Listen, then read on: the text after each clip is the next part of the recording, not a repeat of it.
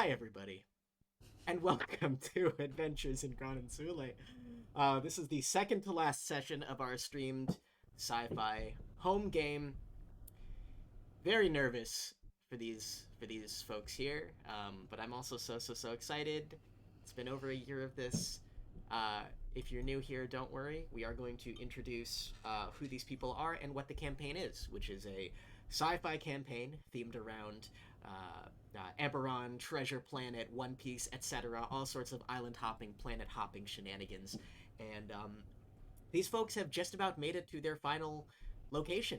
The only thing that stands in their way are the counterparts of theirs in the Navy. So we'll do this thing. Addie, who do you play? Sorry. What? I was really thinking about what my favorite hole is. I'm not answering that for the You know that And then in the YouTube, I cut the beginning conversation, and now it's brought back. Now we... I'm sorry. It's truly been brought back. No. That's okay. Sorry, I'm sorry. I was trying to think of other, for the people, I was trying to think of any other dessert hole, like donut hole. I just don't personally like donuts that much. So I was trying to research other dessert holes. But let's carry on. Hello, my name is Addie. I play the wonderful princess, Elanor Uirchanar. Woo, woo, woo, woo, woo, woo, woo. That's her hyping herself up. She used to kind of be a two-split personality in a summer fire sorcerer side, and then we had her winter rogue wizard side. But last episode, she's combined, which is amazing. Why is she a demon? I've never heard Addie sound like that before. Oh my god, you haven't heard that voice? And I love doing that voice. Anyways, but you know, there's we're just hopping right into a big girl, big boy, big everything battle. So my heart rate is a little high right now. I'm a little scared. Elanor, she's not scared because she is fearless and horrifying at the same time. Hey Matthew. I just can't get over the inclusivity you did. You were like, big boy, big everything. So thank you. Thank you. All personnel, all of them are here. Oh my God. I do just love saying big boy because anytime I say big boy, I think of BOI. Mm-hmm. That's a different word in my little brain. For sure. I'm a little boy, but you know, it's fine. Hey Matthew. Oh, we can't hear Oh, you. I can't hear you. Oh yeah. No. Can we hear me now? Yeah. Oh. Yeah. See, I had all these hole puns prepared. Oh no. No, it's Go on. it's gonna be like, holy shit, guys. I guess I better go get some shirts at Michael's wholesale store. Okay. What? Listen, I do this for days, but it's wholly unimportant. So that's what you were writing. God damn it. Hey guys, I'm Matthew Eberle, your friendly neighborhood photographer. And apparently today we're making hole puns. And it's just a whole lot of pooey. But God I play damn it. I play the fan favorite Diya MorningStar. Fan favorite, okay. Bold claim up top. Oh yeah, he's our little high elf, just very high as a kite, and Wait, was that today? I mean, yes, but Oh. there you go, full circle. Nice job, Malik. Anyways, he pretty much plays Iron Man. He's smart.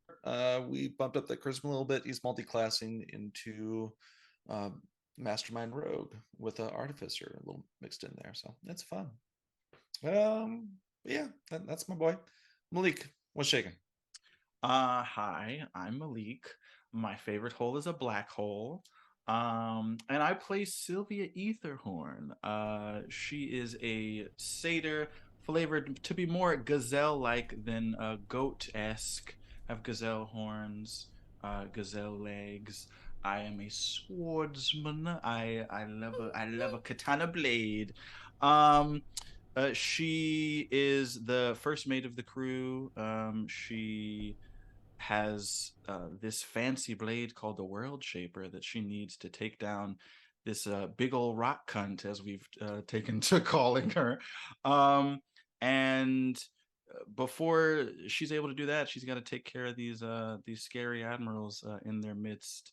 But she's a bit of a hothead, and she is a fighter multi-classed with druid. So there's a little bit of wild shaping that goes on. And yeah, that's off the top of my head, just about all that's going on with her. Michael? I'm Michael. Michael?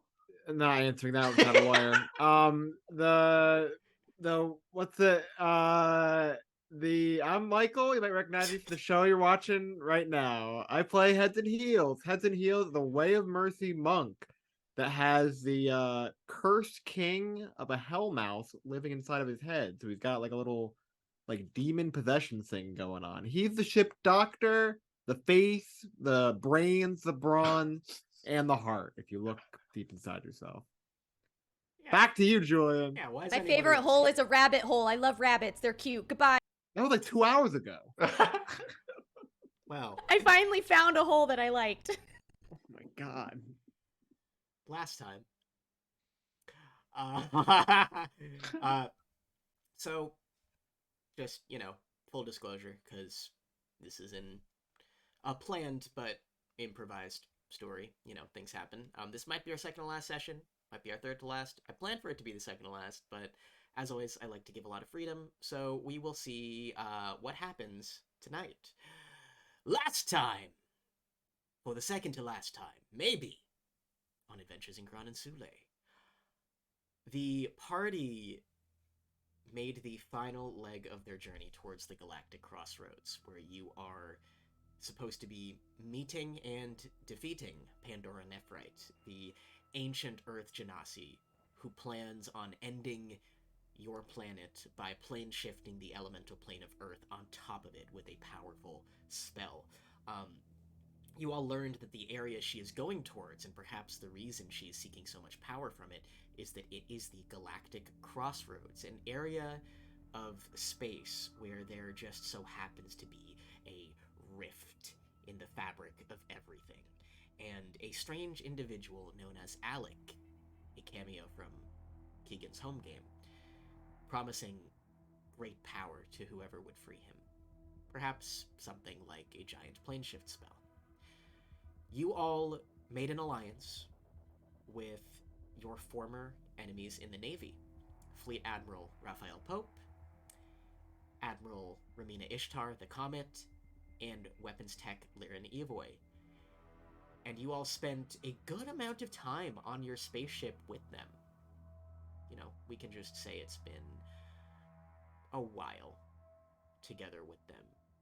And yet, Diya was able to pick up on Liren Evoy's attempted sabotage of the radar, discover that there was a Navy ship on your tail, but you were not able to stop her plan to take you all out now, as nanomachines flooded the ship from who knows where, forcing you all into quarried off areas of the ship, facing down different opponents.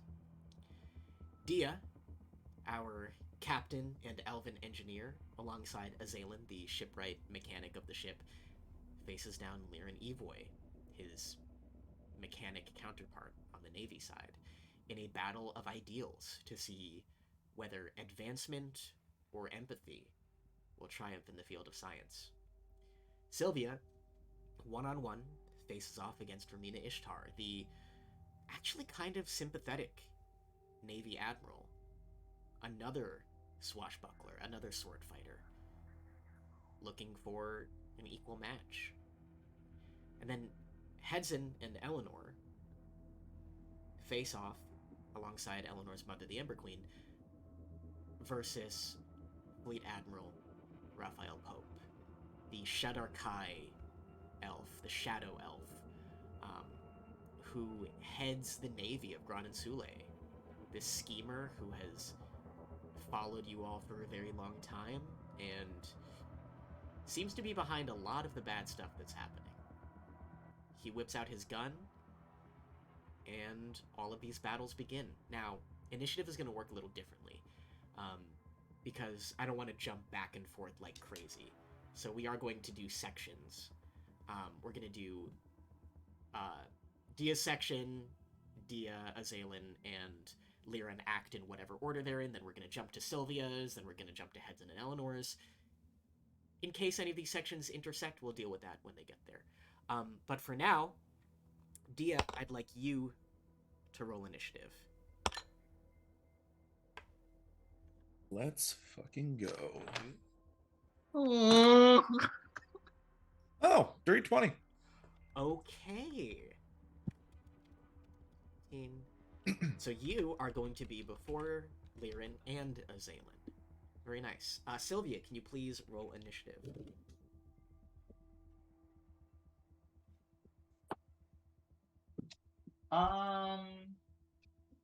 Okay. Ooh. Okay. Okay. I got a natural 1 for a total of 6. Yum. Ishtar rolled a 3, but she still beats that. Oh no. Wow. That one might be very bad. Hedson and Elanor, can you make your rolls? And Elanor, what form are you starting in? So the people Because I remember at the I cast something, or I did a like stealth check or something, and I was using my winter form, so I'm Okay. in winter form. Okay. I'm gonna be fair. I'm gonna be fair. Sure. And Elanor has the ability to switch back and forth with an action, which might be useful in Maybe, this battle. or maybe it won't be. A natural 20. Okay. Wow. Thank fucking God. Wow. Okay. I'm big. So scared. 23. Okay. And Hedson, God. It's a 7? total? Yeah. Oh no. All right. Ember Queen. That's a 2. You're before. Hey, the me. Ember I Queen. also got a 2. We have so much in common. Hedson. There's no one else I'd rather fight alongside.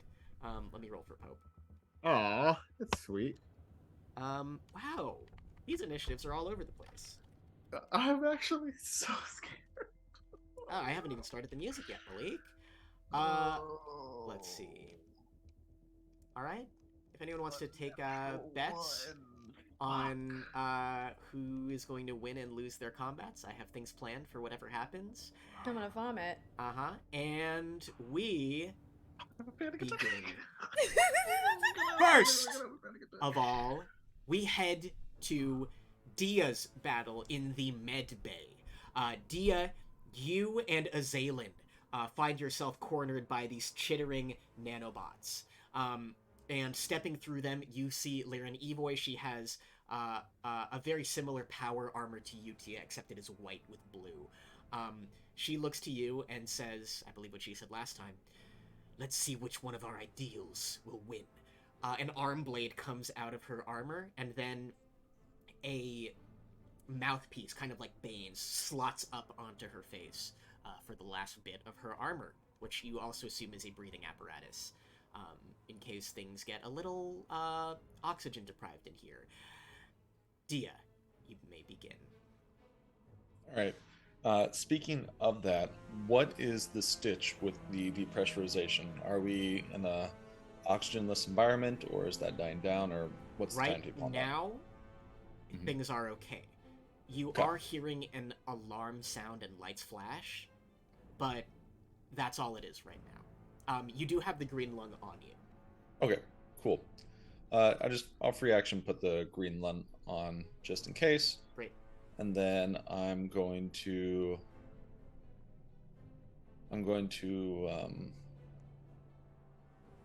cast grease on Okay. her. So the area around her is going to be, what is the wording? Difficult. Slippy?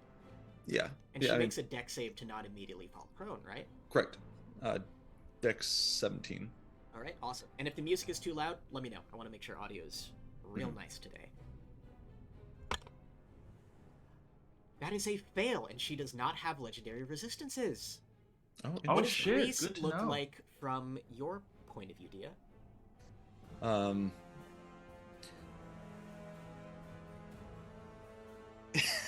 I'm trying to come up with something here. You're okay. I think Grease is going to be. He is not quite in panic mode, but he is concerned about his current situation. So he takes one of his hydraulic lines because while Lyran's armor is like this slick, like nanotech, everything's seamless. Diya's is still very much kind of like that Iron Man esque. Mhm. And so while he doesn't always have an exact gadget, he can fudge things as he goes. So he pulls off the plating on one of his armor pieces, pulls out a hydraulic line, cuts it, and sprays it all over Liran in the ground. Very manual. I love it. And you do that, and right after she does this, like, awesome thing and gets her arm blade out immediately, she catches herself on her elbow as she falls. I see that dirty tricks are not behind your ideals, dear MorningStar. Not dirty tricks. I'm just using my head. Nice. It is her turn now. She is going to use her movement to stand up. Or half her movement to stand up from prone. And I need you and Azalin to make a dexterity saving throw. I'll roll for Azalin. Okay. As a fail from Azalin. Also, bonus action help to Azalin. Oh, yes. I think he'll use it on his next attack. Oh, that's fine. That's going to be a dex save 18 for me. Okay. I'm rolling really well right now. I'm scared. Yes. You narrowly succeed. Oh, You- narrowly. You are going to Yeah. take half damage from this lightning bolt. Oh. You take, I like to round up, so 17 points of lightning damage. How about I go ahead and For a absorb success. elements? Okay, so you can half that again. Azalin takes the full 33. Is that 8? Wolf. Yeah. Round, Yeah, that- rounding up, 17 is 9, actually. Oh, 9. I'm sorry. You're okay. D&D usually rounds down. I like bigger Oh, no. numbers. I thought I heard 15, not 17. Okay. Cool. All right, so Azalin got cooked. Mhm. Love that. Oh, God. He takes this huge blast. Azalin cracks his thunder gauntlets. They start to crackle with energy, but so is his body. Captain, you alright? I'll be fine. If I may, then. Azalin is going to run forward. His first attack has advantage attacking Liran. Natural 18 is going to do it, and his second attack... Let's reroll that. Unfortunately misses. So Azalin starts swinging his thunder gauntlets forward. He is able to connect with one as he punches into Azalin's armor, or excuse me, into Liran's armor, and then the second little blast from the thunder gauntlets happens. So he is going to deal a total of d10 plus d6 plus 5. Woo! He deals 21 points of damage, Let's Baby. go. Okay. which is very nice. I'm gonna fucking. Okay. As this battle continues, we move to the next one. Sylvia and Ishtar. In the central foyer of the place. Ishtar holds her sword out in its scabbard towards you. I asked if you would be the one to defeat me. I'm not gonna go down easy. Sylvia, I need you to make a... Ha-cha-cha... Some type of saving throw. Strength saving throw. DC 16. This isn't a melee attack, is it? It is not.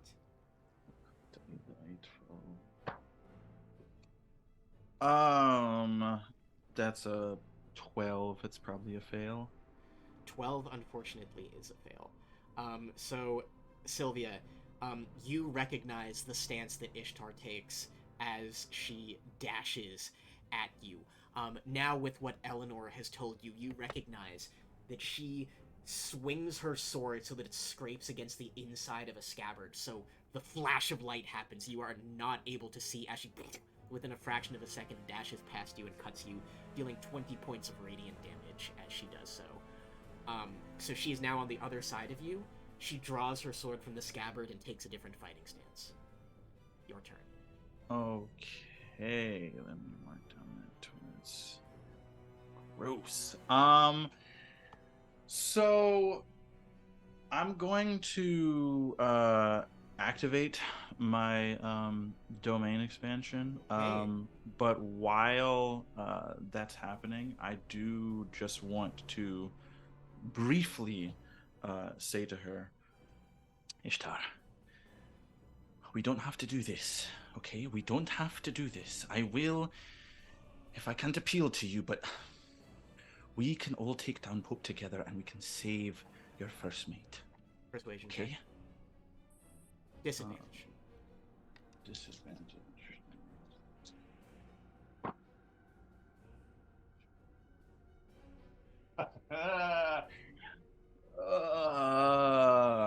That's a fucking natural 1 + 5 for 6. Okay. Her eyesight remains steel, and she stares at you, and she says, I'm not just in this for him. It's been so long since I found anyone who's a worthy match for my blade. Sylvia, I want you to win. But you have to earn it! Okay. Then I'm going to go ahead and go in and try to make my 3 attacks. Holy fuck. Okay. One of them is definitely gonna miss because it's a 2 on the die. Yep. One is a 25, Hits. and the other one is a natural 20 for 31. Yeah! Okay! Holy fuck. Okay, so that's gonna be 5 + 7 is 12, and then 12 + 3 is 15. Okay. Damage, and then I'm going to... That was not the crit, right? No, it was. The 2 damage Oh. die were, yeah. Okay, it so was 15 2d6. total of the crit. Yeah, 15 total. And then I'm going to another 6 damage from my another just like astral Nice. tendril that like comes out and swipes just to do some damage there. And then I'm going to action surge Nice. and take 2 more attacks.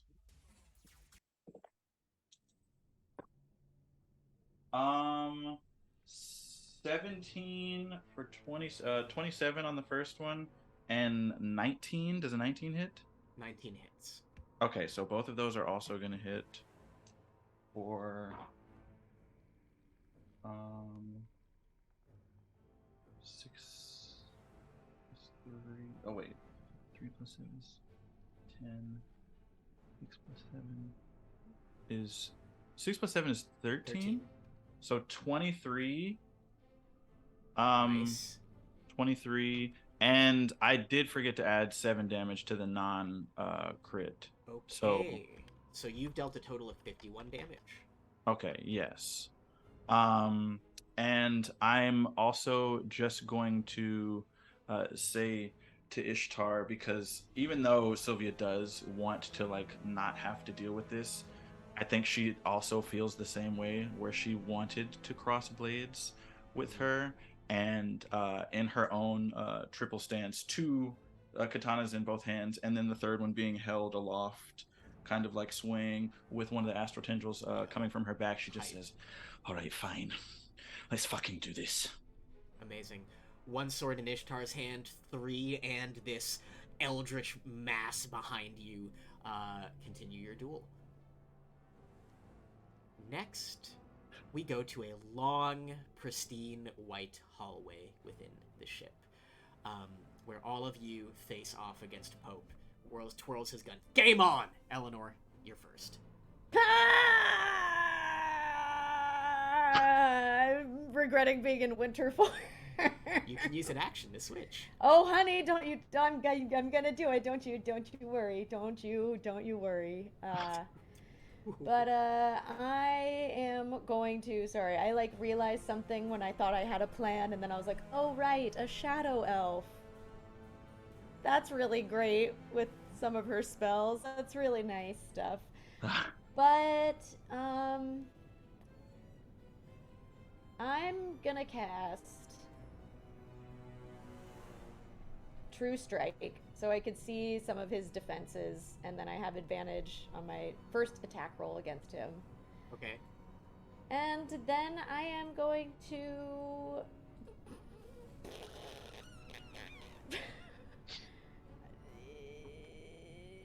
I'm gonna hide. Okay. Great. What so the fuck? Give me a bonus action. Hide. Give me a stealth. Oh, okay, cool. My whole plan was to put him right to sleep, and then I was like, wait a second. Asperger's trace should still be active. Oh, right, yeah. Oh yeah, you get a +10 to the stealth roll. Oh, and remember, I'm a +11 in winter form, baby! Mm-hmm. Plus 21 to whatever. Actually, I rolled really poorly. 24. That's still pretty good. Yeah. Where the fuck did Elanor go? Which is wild because you're in a hallway, but I'll allow it. I went into a vent. She just like disappeared into vented? an event. No yeah. way. You vented! Amogus? Sus! I Oh said it. my I think God, I said Eleanor that last sus. episode. Among Us reference spotted. Damn it. Goodbye! No, she goes, she does like True Strike, and then she, whatever, sees the defense that you'll give me, and she goes, Zaxxery? Yes.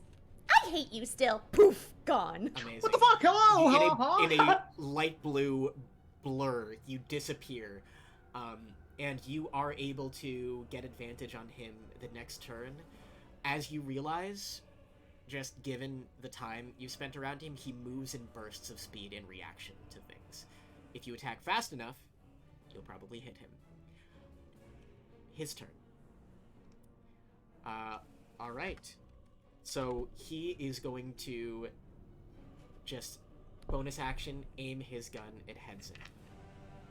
Hedson, look out! And he's going to shoot you. I'm going to do a reaction deflect missiles. Oh shit, you have deflect missiles. Oh, wait, huge! Okay. Let's Alright. go! Okay, so first of all, 22 to hit. Okay, so there's a 1d10 plus 14. Okay. He is... I'll tell you how much damage he Oh, wait, does. what was it to hit? 22. Okay, that hits. And it deals... He gave himself sneak attack. He Oh. has a lot of levels of rogue.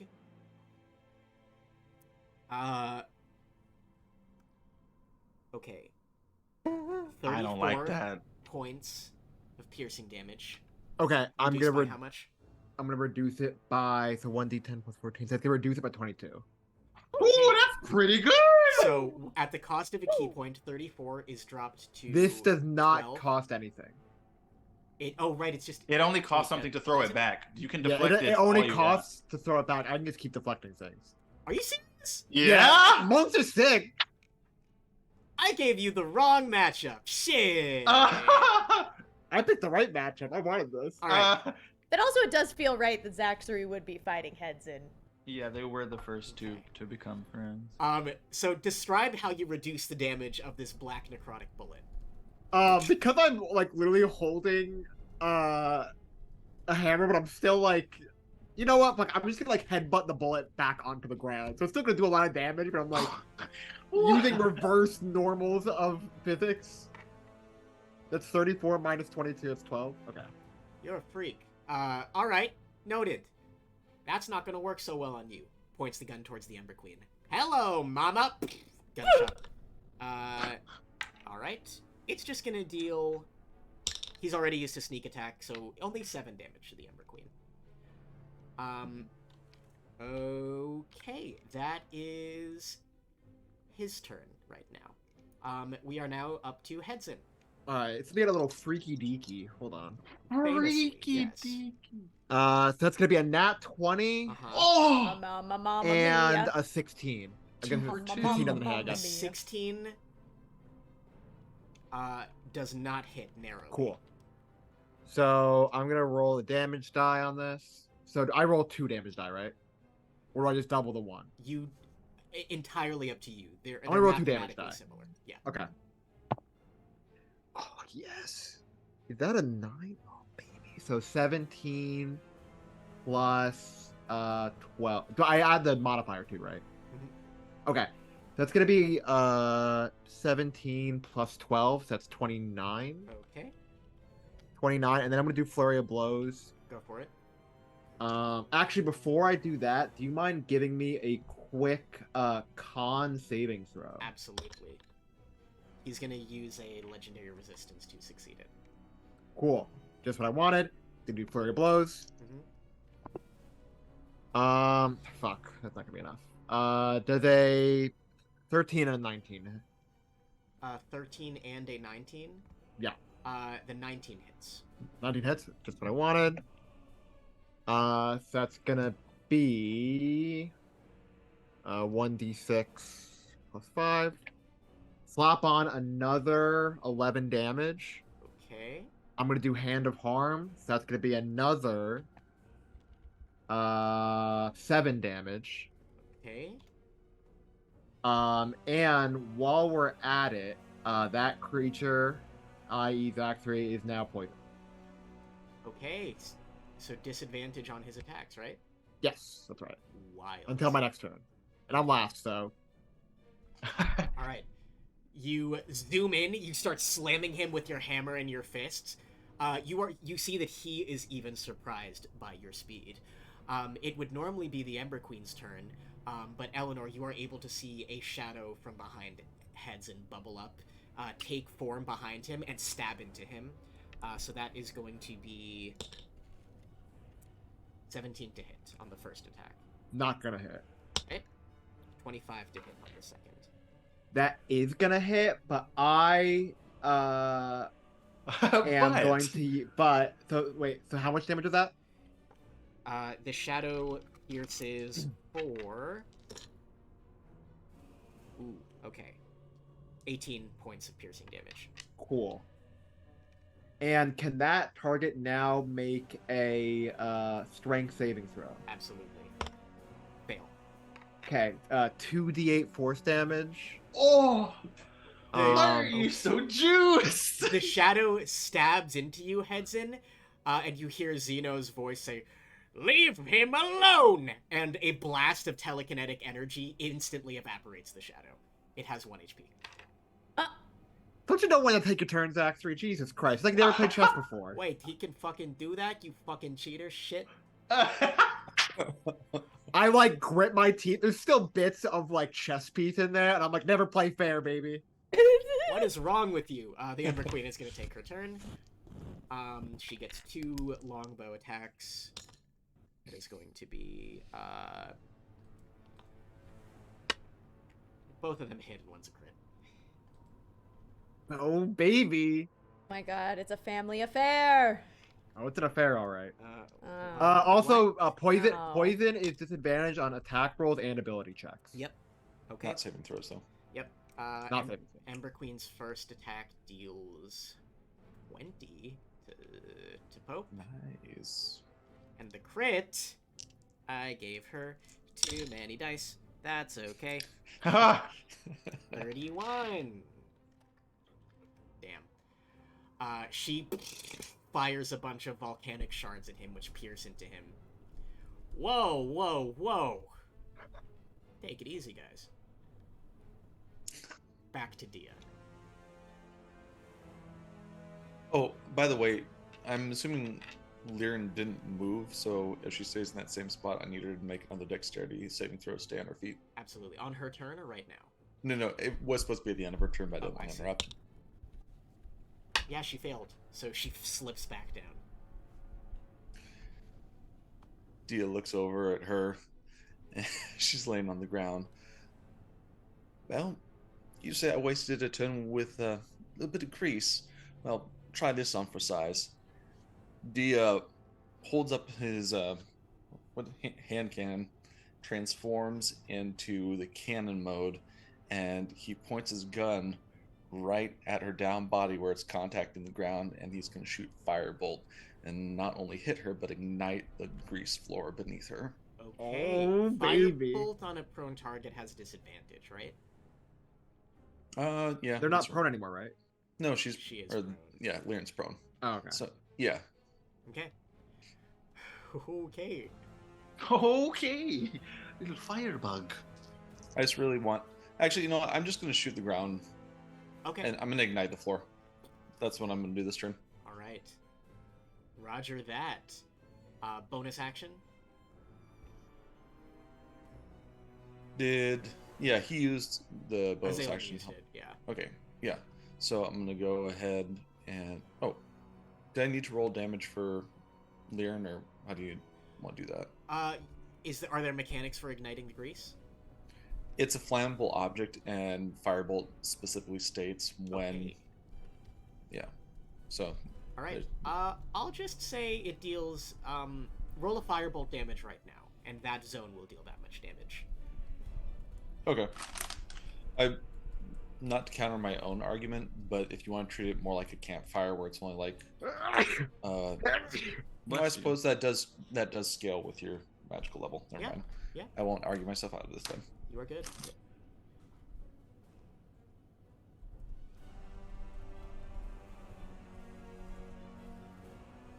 12 damage.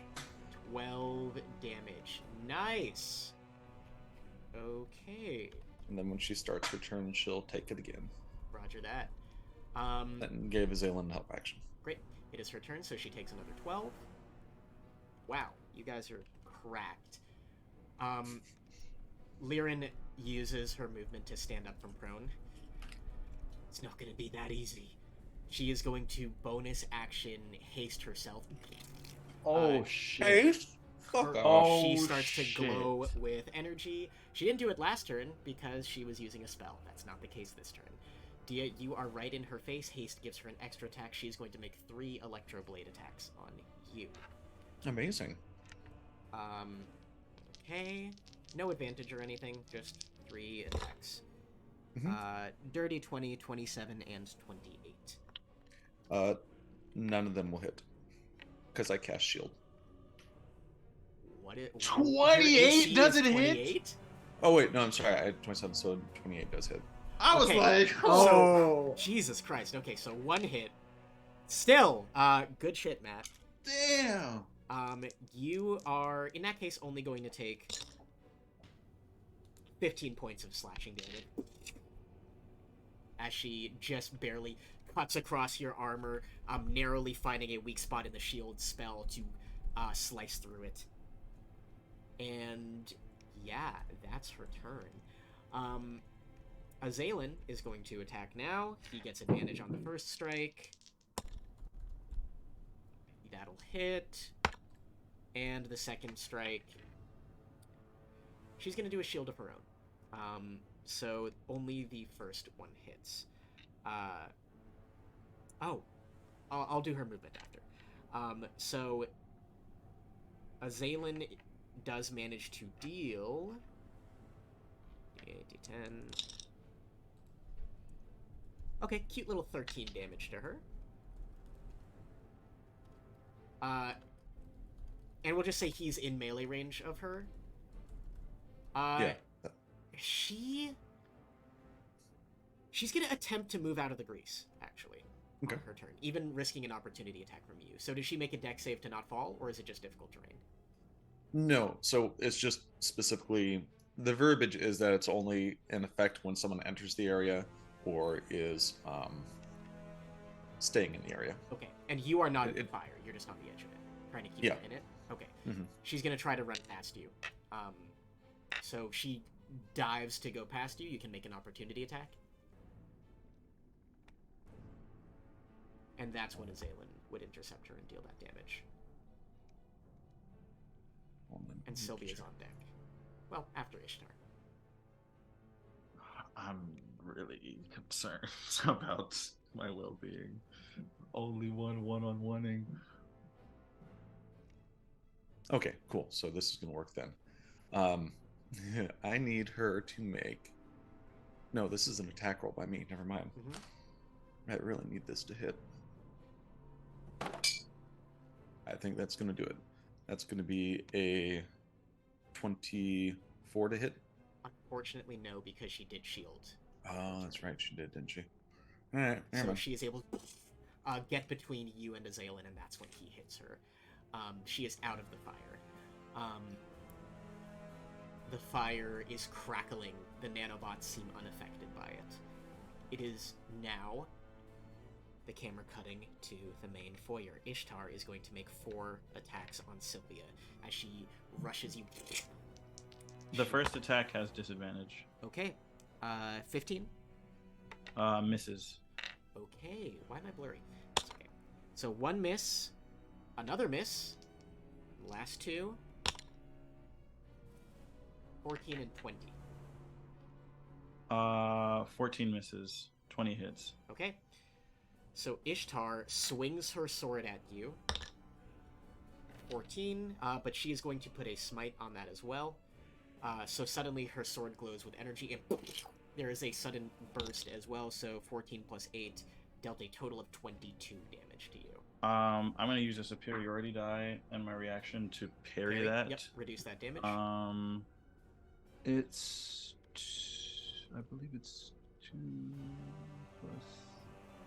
2 plus 5, so 7 damage off of that. Okay, so 22 minus 7 is 15. So 15 damage between the slashing and the radiant. You're up. Eleanor's on deck. Me. Okay. Let me see here. I'm going to. So, are potions an action or a bonus action? The way that I like to do it, if you do an action, it heals the full amount. If you do a bonus action, you still have to roll. Okay. So, like, if a potion deals 2d4 plus 2, it'll automatically heal 10 if you take it as an action. Otherwise, if you do bonus action, you'll still have to roll 2d4 plus 2. I shouldn't have saved my actions. No, I did 50 damage. It was good. Okay, I'm going to take my attacks. Go for it. AC is 18. No tricks. Okay, all 3 are going to hit. It's a 13, 12, and 16 on the die, plus 11. Okay, 13, 12, and 16 plus 11. Yeah, they all hit. Okay, and then it's going to be... Oh, fucking... Okay, it's 13 plus... 12... 25. Plus... another 13. 38. 38 damage on all 3 strikes, and then another 4 damage. I just start flurrying all 3 of my slashes. The third slash from the astral like tendril with the third sword, and then a just like briefly. There's just like a pool around, like an amorphous kind of pool around me from my domain expansion, and there's a point where right in front of me after that third attack, just the head of a rhino just comes out of the ground and just juts into her for that 4 damage, and then splashes back into nothing. She grunts, and as the rhino like slinks back down into the floor, you see for the first time she smiles. For as little as time as you've been out into the world, you've gotten strong. I'm having fun, Sylvia.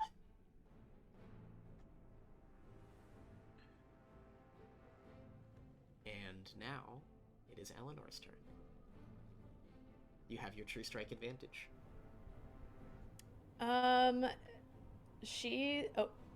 Sorry, I just saw that you went on Michael, and I was like, are you gonna say something? Okay, but, she is going to hide in the vents, and she changes over to her summer form. Okay.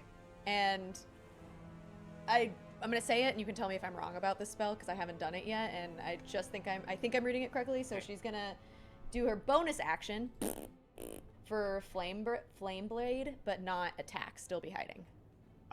So Flame Blade, let me Google that real quick. Yeah. Just the way I was reading it, I was like, I don't think you attack It uses a bonus action to... Yeah, it is a casting time of a bonus action. Cool. Okay, I will allow that to be the case. I'll allow your true strike to stay until next turn. Okay, cool. So, yeah, that's all she's gonna do. She changes into form, and she creates a big, fiery scimitar blade. Awesome. Are you in the vent right now? Yes, let's say I'm in the vent still. Sure. Yeah, she's still hiding. She's still hiding. She's holding the action, I guess, in that way, like movement. Cool. It is Pope's turn, and he looks at you right in his face, heads, and he goes, "What to do? What to do?" He vanishes in a puff of darkness and reappears on the other side of the hallway. Fires 2 shots at the Ember Queen. Okay, what's her AC? One of them hits. It's a million AC. It's too much, but that's okay. Ember Queen takes from this attack. Need a dice roller for his sneak attack. That's not something I want to hear.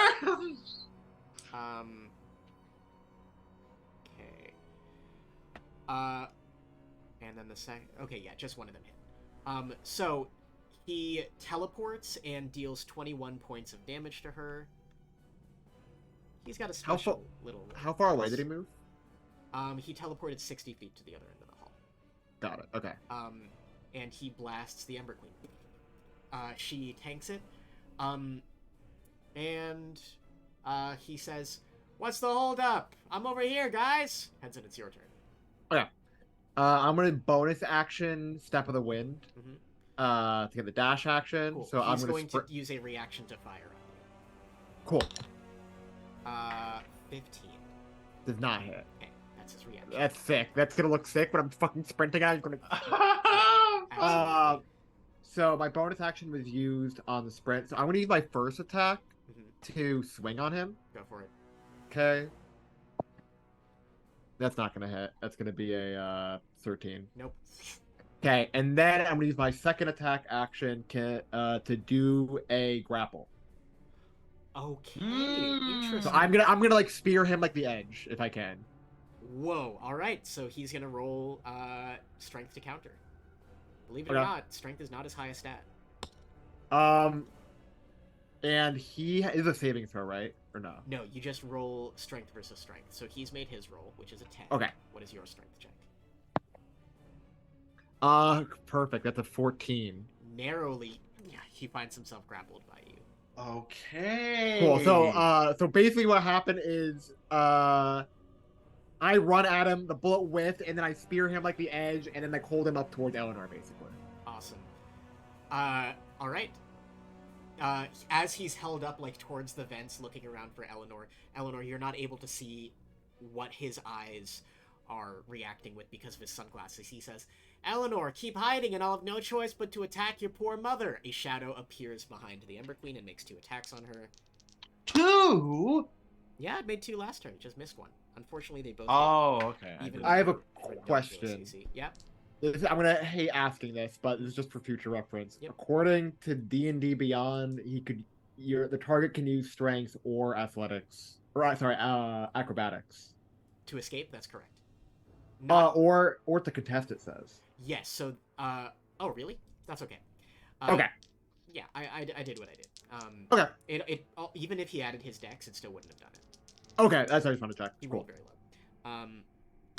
The shadow deals 17 plus 16, 33 points of damage to the Ember Queen. Can I see my mom? Yeah. I would like to do Ben Luck. Okay. Oh. Is that a Base reroll? department. What? Is that a reroll? How does it work? It's I roll a d4 and it just subtracts. Well, in this case, I would be subtracting the damage. Subtracting the damage. Okay, so Yeah. Okay, yeah, make that roll. Just to, a little help. I'm just chilling in the vents. Yeah, absolutely. Watch, it's gonna be. Oh, it was 4. I got all 4. Okay, so Ember Queen takes a little bit less damage from this shadow. Because the shadow is not blasted away, it stays. And this shadow behind her starts to form. And Pope says to all of you, "Anyone I've faced in combat, I can make my shadows take the form of." And his shadow starts to bubble up, and it takes the form of your sister holding a blade, Elanor. Oh, that's fucked up. Because I'm holding him in like a full Nelson, I'm like real fucking mature. As you see a black-eyed version of your sister Elanor holding a blade that she takes out of your mother. It is her turn. The Ember Queen is going to make a little saving throw real quick. She says, "You're a fucking asshole. I'm not falling for your shit." She is not frightened, and she is going to make 2 attacks on him. One of them hits. Ember Queen deals a total of too much damage. Let's go! 17 Queen! damage to Pope. Beast Queen. As volcanic shards strike him. Before we head to the top of the order, Liren has taken some damage, but is fine. Ishtar has taken a lot of damage, but is still fine. Pope has taken the most damage, being against 3 people. The Ember Queen is almost at half HP. Back to Diya. Love to see you. Well, Diya looks at her. I've been planning something just for you, just in case you ever showed up again. And he is going to flip open his Rift's terminal and is going to start typing into his computer, and I need her to make a Constitution saving throw. Okay, she does not have advantage or anything, so that's just going to be a... I rolled so badly for these guys, but I'll let him. Great, she fails. Diya starts to hack into the nanites in her suit, and the metal of the armor begins to heat up all around her as Diya casts heat metal. Ooh. Shit. So she can either, at each of her turn, choose to take an additional 2d6 fire damage, or she can take the armor off, or she can make a con saving throw at the end of each of her turns. Yeah, alright. Shit, yeah, you see the nanobots in her machine start to spark with electricity, and she's like, "You've come so far, dear MorningStar. I'd love to see it." Anything else? Let me just roll my 2d8 here real quick. Yep, go for it. Ooh, it's a tasty 13 damage. Nice. Little 13 Wow. to her. Wow. Yep, and then... Oh, can I do that on the same turn that it's cast? Let me read something real quick. Go for it. Oh, on each of my subsequent turns. Okay, so I can't double down on that one turn. I suppose that would be a bit broken. Okay, then I'm going to bonus action give Azalin help. Okay. Alright. Fantastic. Azalin has a help action. Liren is going to use her hasted action first to take a swipe at you, Diya. That is a 21 to hit. Nope. Okay. And she uses her other 2 attack actions. She's in between you and Azalin right now with the way that she has dashed out of your grease fire. She points her arms towards each of your faces, and you see her hands, the nanobots around them, form into 2 electrical cannons on either side of her, which surge with energy. That is a 28 to hit you and a 12 to hit Azalin. Yep, that's going to hit me. All right. So Azalin dodges out of the way and goes, "Captain!" As you take, that's cocked, 18 points of lightning damage. Ooh. I'm going to go ahead and not take that. Okay. So we're Absorb there's elements. my spells. Yeah. Okay, so 18 is half to 9. And she is still hasted. It is Azalin's turn. Azalin's going to make his first attack with advantage. Liren is going to preemptively use shield, so her AC is 25 until her next turn. Miss, and... Oh. What does Azalin have? He narrowly hits with that. Come on, Azalin. So Azalin, with her shield up, she blocks his first attack with this energy shield that comes between her and him, and she says, You're a disappointment, Azalin. And then Azalin says, couldn't have said it better myself. Punches through the shield and smacks her in the face. Oh, Right in the kisser. Based. Ishtar's turn. Ishtar has her sword out. Sylvia, you can see that the white energy around it starts to form again. Next turn, she will be able to do her dash again. Right now, she's just going to make what if she couldn't do it again? Good question. That's two 24s.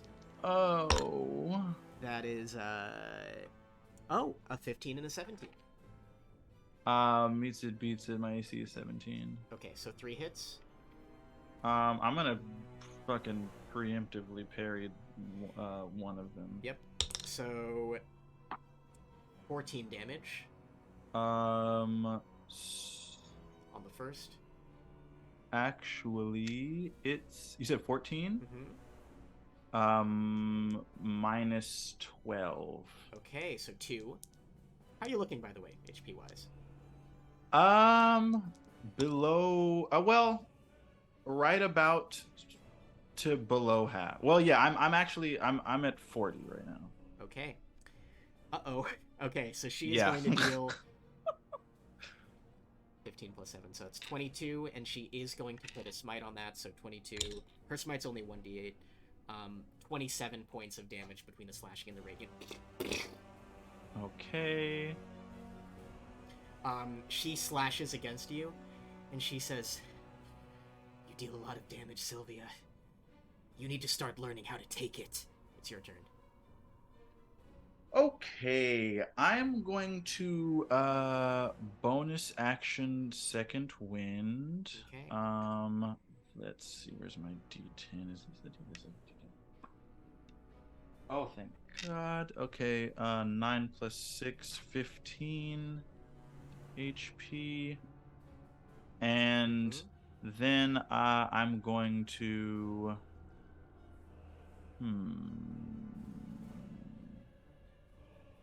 damn, yeah, that's so much of my shit is dependent on other people being around. I'll just I'm gonna make my 2 attacks. I can't make 3 because I used my bonus action, but I'm gonna make 2 attacks against her. Oh, natural 20 on one of them. Nice. And the second one is a 21. Or 22, Like to sorry. tell the story. Okay, they both hit. Okay, so the natural 20 is... And if you want to put a maneuver on it, that die doubles too, if you have damage dealing die. What do you mean? Like if you have any maneuvers that are like, oh, you add your superiority die to this damage. Oh, unfortunately, well... You should. Yeah, I'll do... I mean, it's not gonna I'll use Distracting Strike, which does add damage to it, but it's not gonna... The advantage isn't gonna matter, but we'll take the extra damage, yeah. Double all those die, yeah. 14 plus 4... 18. So 18 damage on the crit. Let me just make sure I mark that superiority die. And then the non-crit is another 7 plus 9. So 27 total. Okay. She's looking at about half HP, Sylvia. Okay. And then I just...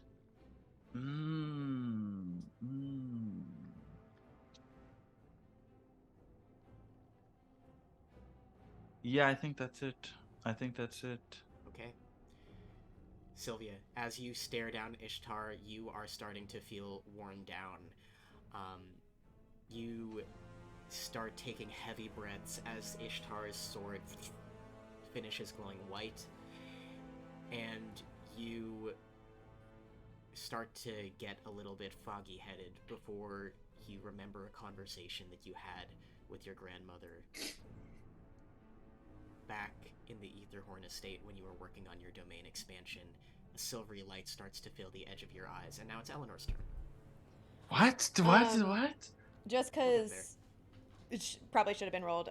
We should do the wild magic roll for last time. Okay, Yeah, go forgot ahead and roll about that that. D100. Wait, No, D100. D20. Yeah, D20. Oh, And yes, 13. right. 100. Only if Yeah. So roll the d20 first. I was like, 100 13. damage? Yeah, we'll take Okay, it. okay. Don't Okay, say so yeah, anything. so increase your wild magic counter by 1, whatever it is. Yep. No, I was just like, oh, poopy scoop. Been a hot second. Forgot about it. Poopy scoop scoop. All right. So she's gonna come down and do flame blade on him. Okay, nice. Alrighty. And let's see, it is a natural 20, 29, gonna hit. Oh my god! Yeah. Have we all gotten a nat 20 Your true so far? strike. Okay. So you're gonna double all of those flame blade die. Wait, how many fucking die is Flame Blade? Also, for the wait, no, actually, no, never mind. It's just an attack. It's not a dex save. I lied. Alrighty. God damn. How He's many also- die is Flame Blade? He's also not poisoned anymore. I forgot to say last turn. Oh, but- okay. Yeah, We've he did not got do so well on his rolls. 7, Good to 9, This is huge. 14, 22 hit points. Wow. Okay. You just hear her go, I hate you! He takes this flame blade right down his open chest. Elanor, you dropping down. He has like an open tattooed chest of red tattoos. You slice down the middle of his chest with this red hot blade. There is just straight up an open wound down the center of his chest. Fucking metal. And then for my action, I would like to cast Confusion. I think it is an action to make that melee attack. Ooh, with oh, I guess that makes sense. That makes sense. You know So what? that way you can summon it. And then If you have attack any in, other like, bonus one turn actions, if you can do so if you probably. want to. I'm going. Give me a second. Oh, I cast Dragon Breath on Hedson. Okay, so as a bonus action, Hedson can do Dragon Breath, right? Yep. Okay. Yep. I mean, and it's give me a yeah. Great. Okay. If you're willing, Hedson. I was spam messaging Addie, pick me. All right, so Hedson as a bonus action, you can do Dragon Breath. Also, make another Wild Magic roll, please. You got it. And I'm doing the one from last time she was in Sovereign form, right? Like I'm not just starting at 1. Yeah. Or okay, cool. I just wanted to make sure. Yeah, you're good. Okie dokie. We got so close. We're at 6 and I got 7. Oh my god. All right. Oh. It's Pope's turn. Oh no. He is starting to look quite wounded. Malik, you can just add a d6. Go for it. Sorry, message in the chat. It's 1. Okay. Good. So he is going to teleport out of Hedson's grapple. Fuck. He appears on the other side of this shadow of your sister. Oh no. And twirls his gun around. You all are starting to get on my last nerve. He is going to fire his one shot at Elanor, one at the Ember Queen. He's going to put the sneak attack on Elanor. Oh, fuck. 17 to hit Elanor. Yeah, it hits. Okay, so... Okay... Oh no. That is 43 points of damage piercing to Elanor. Okay. And the other one at the Ember Queen is just going to deal 8, because there's no sneak attack. Fucking 40. Elanor! She shouts to you. Okay. Damn. Y'all are really ganging up on him, and he has to keep using his bonus action to teleport, which is really fucking with, He has so many cool bonus action abilities, because he has to keep teleporting away from you guys, he's not doing them. Good job, I guess. Hedson, it's your Good job, I guess. I'm scared. He has the ability to give allies within range 20 extra HP. He could beef up the shadows to 21 HP, but that's a bonus action. He has to keep teleporting away. Oh, no. Okay. Did he get far? How far away did he move 60 again? feet. Oh my fucking god. Yeah, he's gonna be annoying. Hmm, how far away from Elanor right now? Am I all Basically 60 next to feet? her. Basically 60 feet. Wait, I'm next. Oh, like Cause Zach's next to Elanor. You and Elanor are next to each other. The Ember Queen and the Shadows are between you all. Pope is on the other side. Okay. mm, Okay, I am. How far does Dragon Breath go? 15 feet. 15 feet. It's You 15. got Dragon God Breath? fucking damn it! The math is not mathing on this one. Okay, so I'm gonna use Hand of Healing on Elanor. So that's gonna be 1d6 plus 5 healing. Come on, big 11, big 11. Oh, sorry. I should say. Wait. How does Hand of Healing work? Is that? I guess as an action. Okay, it's an action. Okay. Mhm. So I'm gonna use Hand of Healing to do 1d6 plus 5 healing. That's gonna be 9 HP. Back to you, Elanor. Very nice. Thanks, Brosive. And then that was my action. I'm gonna run towards Zaxxery's. That's 40 feet. And then Dragon Breath is not gonna reach. Oh, by 5 feet. Yeah. Yeah. Oh, also he's gonna use his reaction to take a shot at you. Oh no! I made his. Damn. I'm really happy with how I designed him. He gets opportunity attacks on anyone that moves. That's fucked up. And he teleports. So, fun combo. That is a 22 to hit Hedson. That's gonna hit. Okay, but you But can, yeah, you use a got me to reaction. deflect it. Yeah. Okay. 8. Oh, that it's gonna happen. Wait, that's 8 damage. Yeah. It is physically impossible to fuck this. Okay, so I reduce the damage to nothing. And I actually do get an attack. Oh, Yay. this guy's catching bullets. Oh, and shit. throwing them Huh, Wait. maybe I should stop doing that. back. Hey, Ember Queen Elanor, if y'all could start moving around so I can mechanically shoot you, that would be Wait, this is fantastic. actually so big. Wait, the deflected missile counts as a hold on. Its efficiency. The missile counts as a monk weapon. Oh, wait a minute. Oh, Yeah. so this will deal. Yeah, I can apply Hand of Harm, I think. I'll allow it. I'll allow it. That's sick. Oh. It doesn't hit though. It's gonna be actually. Well, it's a cock. No, I'm not gonna fucking fudge it that way. What did it? what is The it? deflected missile. It's gonna be a 12 to hit. Not gonna hit. So you grab this missile, like you infuse it with your own necrotic energy, and you toss it back at him. He narrowly dodges out of the way. Woo! Oh my god, it's pissing me off now. Are gonna get nasty in here, Hedson. You're a nasty little guy. What objects are near him? Wait, we're in an enclosed, You're in a hallway. we're in an oxygenated space, right? I'm laughing, but I'm stressed. For now. If didn't we like flood the thing with like excess air or something or no? That's stuff is happening. Don't worry. If It's just not this turn. okay, I was gonna say if I Dragon's Breath to that extent the rage. Okay, it's not gonna hit. That'll be sick. So for my bonus action, okay, I'm gonna do what's it called? What is the fucking thing called? Oh, that costs a key point, by the way. And the one I forgot the name of it, but the one that gives me dodge as a bonus action, I'm doing that one. Mm-hmm. I'm Catching like, defense? yes, Defense? thank you. Okay. They're all like funny little names, and I'm like, it's the dodge one.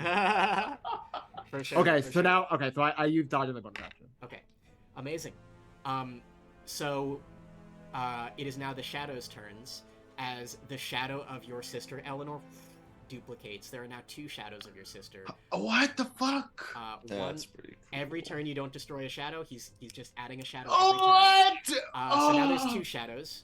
So the first one is going to make 2 attacks on the Ember Queen. They're like fucking shadow 2. scions from Destiny 2. 2 natural 18s, sure. Ooh. The shadows are very strong. And then Shadow Clone Jutsu. plus Oh, 25. fuck. 43 damage to the Ember Queen. Jesus. Oh, fuck. Yeesh. That was just the first shadow. That was the first one, did 43? Yeah. My cortisol levels, All right. they're busting. Now, one attack on Elanor, one on Hedson from the other shadow of your sister. Alright, here we go. They're making it on disadvantage on me, by the way. I'm dodging. Oh, yes. 18. Not gonna hit. Okay. And the last attack is at Elanor. 13. My armor class is 13. Really? Shit. Okay, Elanor, you are going to take... What are they casting? What are they doing? It's a stab from Oh, a stab. a Okay. Shadow Blade. 16 points of piercing damage to Elanor. Mamma mia! Oh, no. As this Mamma shadow mia. of your sister stabs into you. Oofy. Let's see. Sorry, just a sec. Oh, God.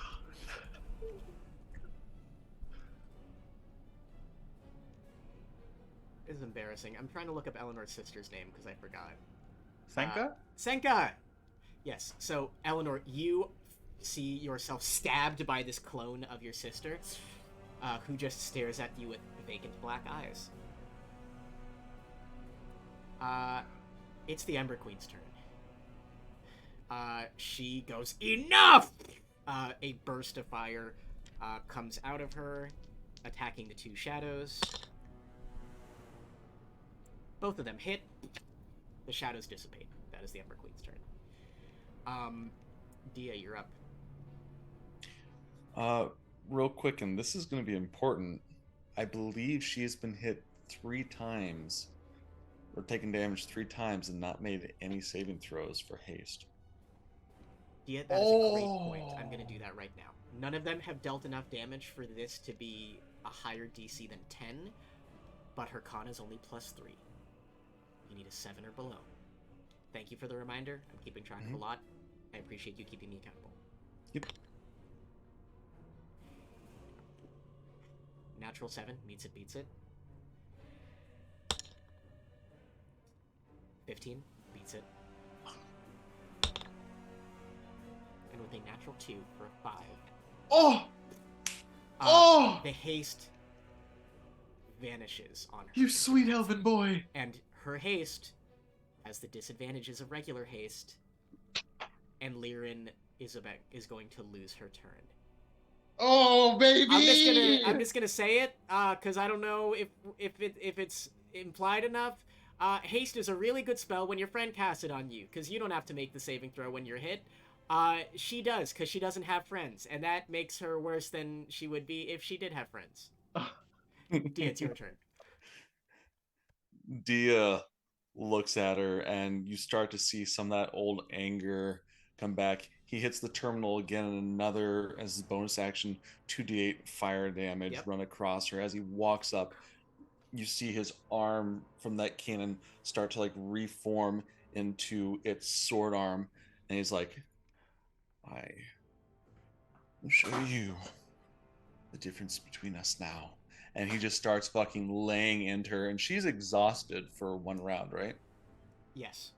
So that means she has disadvantage, or she loses her turn, so I don't think she actually has disadvantage on anything. Oh, I thought you have suffered from exhaustion. It's just she lost a cannot turn. move or take actions until the next turn. Okay, cool. As a wave of lethargy. She cast Hyper Beam, basically. Yep. Then I'm just gonna lay into her with my arm blade. There's any damage here. This is so fucking good. Just you and Azalea get. That's a nat 20. Oh, we've all baby. gotten that 20. We've all gotten at least one nat 20. I want my back. Back 2 nat 20s. No fucking way. I'm not lying. I also- Oh my god! I just want to say also, Matt, you have a smite spell. I know, and I was planning on using it too. Oh my Let's days. go. Oh. Depending on who goes down first, different things are gonna happen. Oh, Just saying. why? But I no, I want to celebrate, remember- but now I'm I scared. can't. This Searing Smite's verbiage is it has to be bonus action. We talked about And this last time. yes, it is. But did you bonus I- action for heat metal? Yeah. Fuck. Okay, that's okay. Yeah, next time, maybe. Still cooking. Next. I mean, it's still 2 fucking Yeah. nat 20s. It's Yeah. gonna be How juicy much- without the smite. It's much- not. How much damage did the It's- heat metal deal, by the way? I haven't rolled it yet. Okay, cool. Let's see where it is. It's just two. Holy double nat 20. Heat metal's 2d8s. Wait, that's sneak attack too. Oh fuck! I forgot about that. Yeah, it is. It What? absolutely Valen is is. within melee range of her, so you still Yep. get critted sneak attack. A crit sneak attack. You're a rogue. Okay, so That's so like funny. a bajillion possible damage. it's 6. Well, I don't have that many levels in. Oh, rogue. right. It's the amount of Something. rogue So It's levels. still Yeah. something. six damage so far from the heat metal. Okay. And then. Oh, I only rolled. one Wait, does that dice. mean if you had the smite would also get sneak attack too? Yep. Well, That's the smite would a double. little The busted. smite would double. But yeah, Damn. paladin rogues have potential to do wacky Paladin rogues. Write that down. Write that down. damage. That's Vax in campaign 1 of Critical Role. Oh yeah, he was a paladin rogue. That's right. Sorry, I was laughing too hard there. You're good. 2, 3, They're just very multi-ability dependent. 4. They're usually not as good at tanking as regular paladins. That's fair. Yeah. So I think that's. No, because that's 2 for that. My sneak attack is 2d6. So Okay. it's 4d6. I think that's all my dice. Yeah, it's just the 2d8. All right. And we will go and break soon at the end of this round. Just a heads up. So I do 29 damage with the additional 5 from that being Okay. 34 damage. Okay. Oh, that's pretty juicy. She is she's pretty hurt at this point. Or at least she's And- taken a lot of damage. She's taken well over 100. I Actually, don't like so- how you so have changed the pages. syntax of that. That's a little suspicious. Liren has a lot of HP. Alright, anything else, Diya? So that's 39 on your first crit, right? Or not 39, sorry. However much. No, the total damage that I did that turn was 34. Okay. Okay. Wow. Oh, okay. Yeah, okay. He's really trying to drive his point home. I did the math wrong. She's definitely below half at this point. Oh shit! Let's go. Okay. Anything else? No, I'm good. All right. She is exhausted. Zalen's gonna make his attacks. Oh, her upcoming turn is the turn she loses. Yeah. No. Oh, let's go. Okay. He misses twice, unfortunately. Ah. So even in the exhausted state, she suddenly whirls around and blocks his attack with a electro shield. It's Ishtar's turn. Ishtar grabs her sword by the hilt, crouches down in a pose you are very familiar with as she prepares to dash at you. Sylvia, you hear not a voice, but a definite intention in your head. What do you fight for?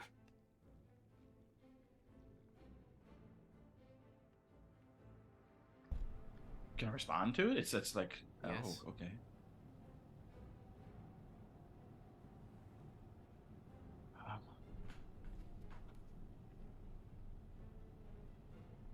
I fight.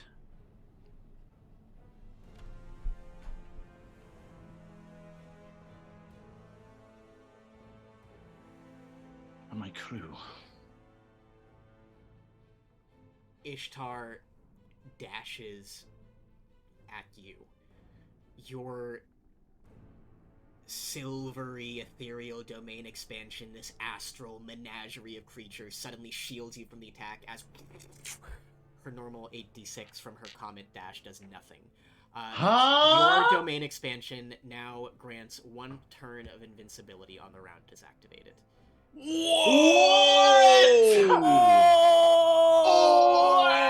this does Undefeated what? apply to allies within sight as well.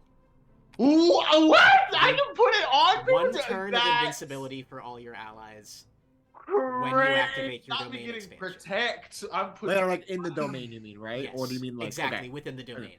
Okay. Sylvia, as Ishtar strikes past you, her comet strike doing nothing, she looks back at you. Your astral menagerie opens to reveal you on the inside.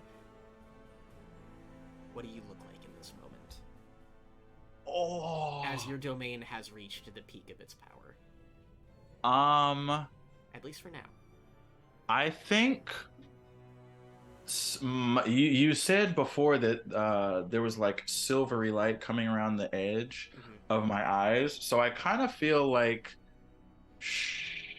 I probably look similar to Storm in this moment, with my eyes like completely like blinding silvery light, no pupils anymore, just bright silver light encompassing my eyes, and then maybe even some like little wisps coming out of the sides as well. And I think that there's also across the parts of Sylvia's skin that you can see, there's like moving almost as if they're like silvery glowing tattoos of the tendrils, but they're like moving along any exposed bits of skin, and the tips of my horns are also glowing silver. Okay. She looks back at you and smiles and says, I knew you'd be a worthy opponent. Elanor, your turn. Alrighty. So now she shall cast Confusion. It has a 90-foot range, so from where she is good to cast it on What dear saving sweet throw is this? Zaxxery. Wisdom. Natural 1, but it uses legendary resistance to succeed it. Don't do that! Make a wild magic roll, please. It was a natural one. It's okay. Now he's out of resistances though. I got 4. Oh, that's a Hey, surge. Can you roll a little D100? You got it. It could be good. It could be good. Fingers crossed. It could be amazing. I hope it's one of those ones where like you speak a different language. That'd be so Yeah, hype. like just in something this so moment, weird. yeah. Okay. Monsieur Okay. Got 57, so for the next minute, any flammable object I touch that isn't being worn or carried by another creature bursts into flame. Interesting. That's Well, it. Okay, noted. Elanor, you feel this fiery energy more than usual, bubbling up inside of you. Very nice. And then I'll Misty Step into the vents again. Okay. Very nice bonus action. Hedson, I think he used a legendary resistance on your stunning strike and on Eleanor's confusion. I think he has 1 left. Yeah, he did 1 for stunning strike, 1 for confusion. He didn't use it against the poison because I think that just No, okay. he did. That's 2. He just. He has 1 left. Fuck. Fuck. Okay, that's fine. Yep. Okay, that's fine. It's his turn. Standing on the other side of the hallway.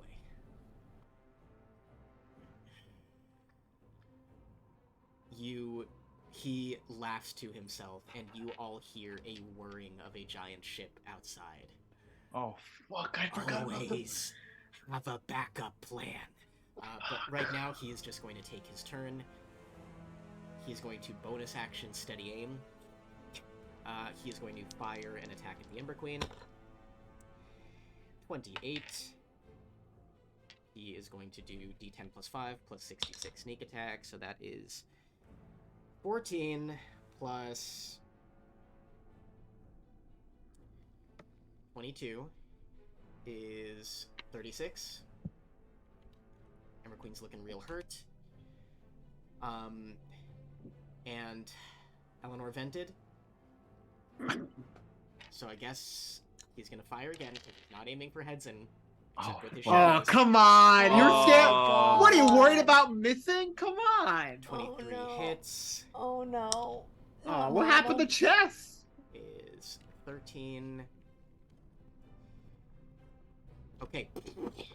2 blasts at the Ember Queen.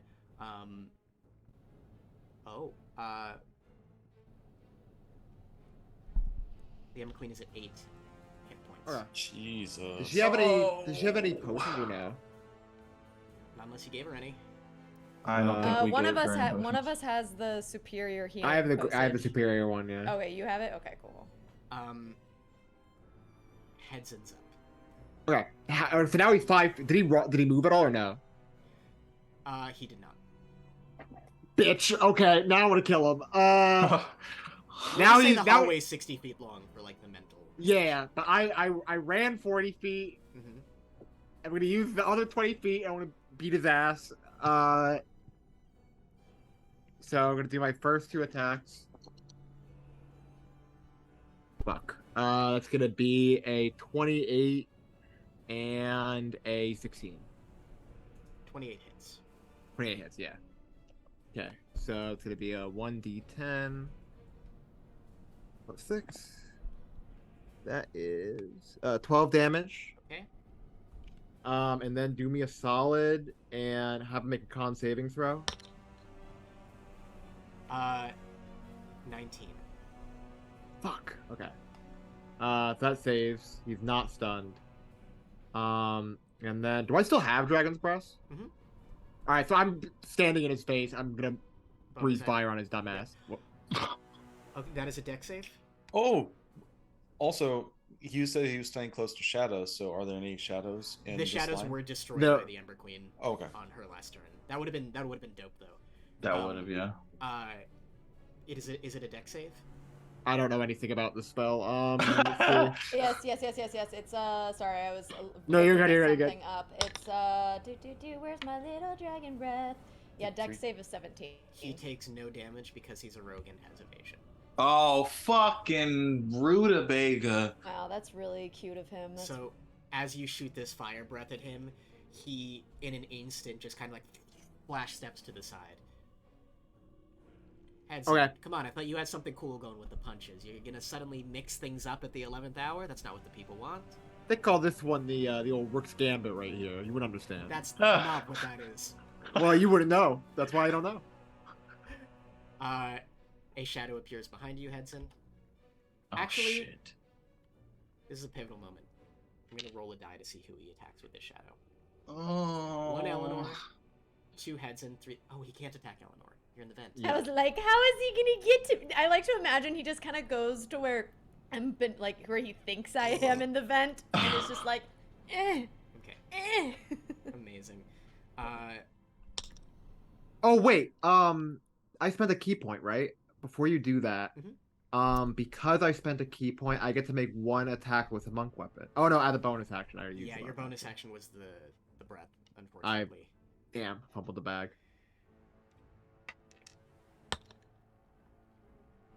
As he's deciding, I'm gonna say a bad chess player says what? He says, I don't know if he should be riffing right now. The Ember Queen takes 18 points of piercing damage as this shadowy blade pierces her from behind another shadow of her daughter. The Ember Queen falls unconscious.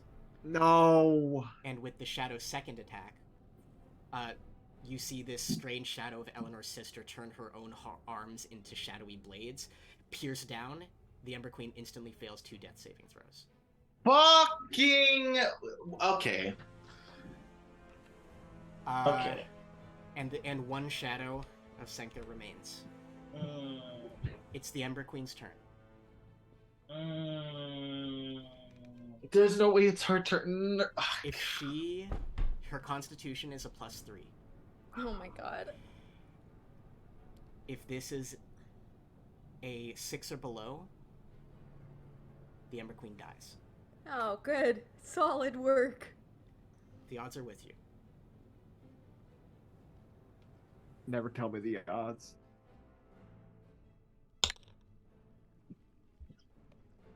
Dead. Oh my god, The she's Ember dead. Queen glows with energy, and her eyes shoot open as, with a natural 20, she pops back up with light. No fucking Oh way! my god. Everyone Julian, but the there's your baddie. natural 20. There's your Julian, natural 20. there you go, Julian. You got your natural 20. The Ember That's Queen stands back up. On the one roll that would pop her back up, Oh my god! okay, her first attack misses, but her second one, she slices through the shadow of Senka. You're not taking anything else away from me! As Pope says, oh yeah? Who wants to bet? There is a glow from outside the ship as you all see lasers fire on the ship. All of you make What? a dexterity saving throw no matter where you're at. Are you okay? Now see, is it? This isn't a spell. Oh, nat 20 on the dex saving Yep, throw. I saw that. Okay. 30. I saw Holy that. Okay, shit! if you got a 15 or above, you succeed. Just a heads up.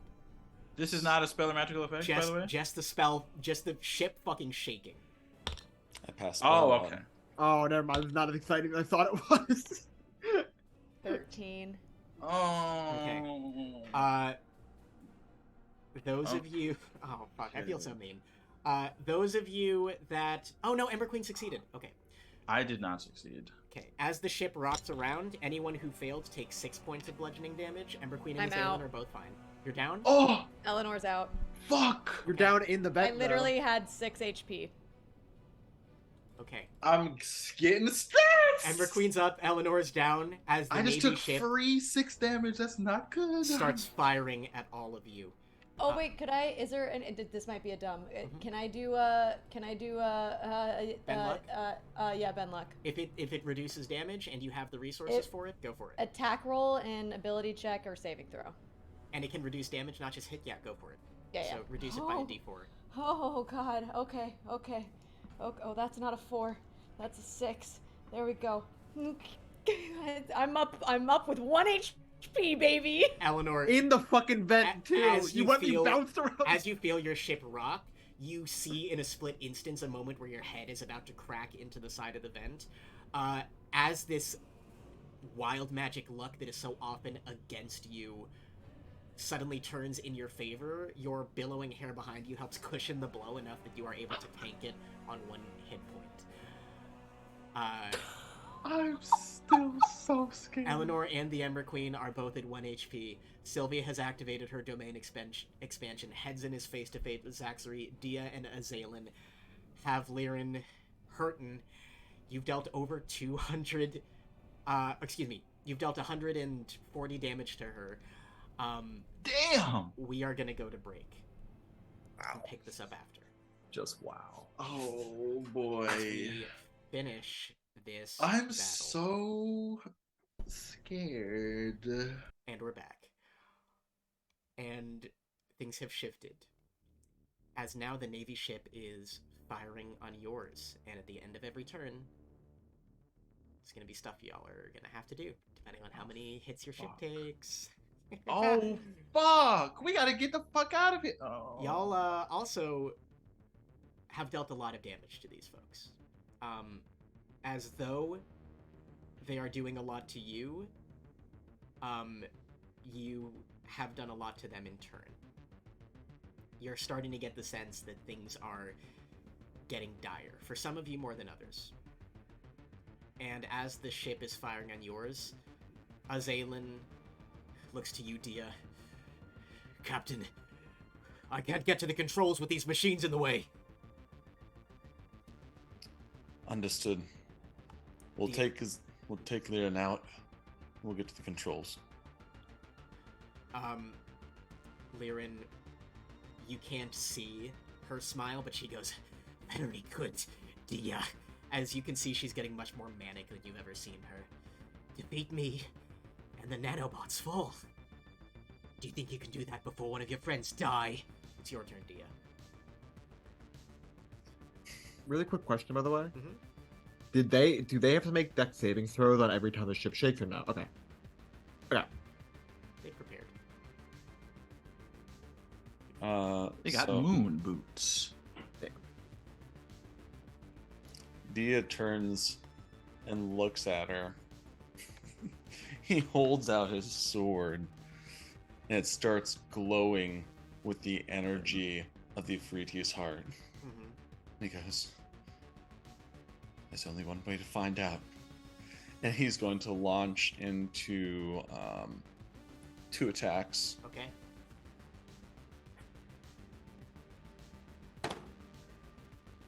I think that one's probably gonna miss. That's only a 13 to hit. Yeah, unfortunately. Let's try my second one. 19? No, unfortunately. She is the most armored of them. Oh shit. Cool. She Well. clashes her sword against yours in a deadlock. Love to see it. Heat metal? Yeah. Or advantage to Azalin. What do you No, my. Hold on. How does Searing? Do I have to declare Searing Smite? You can just Oh, activate it with oh, bonus action. never mind. I'm not gonna use Searing Smite because that's a concentration spell. I'm gonna keep Heat Metal going.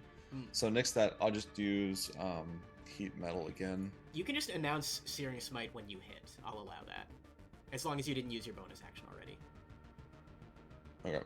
So, like, if you roll to hit, and then you're like, I want to add Searing Smite to that, as long as Sure. you didn't use your bonus action. I'll allow Yeah. that. All right, that's 9 more damage to Liren. Okay, you're wearing her down. Okay, it is her turn. She's out of hastes. She only had one.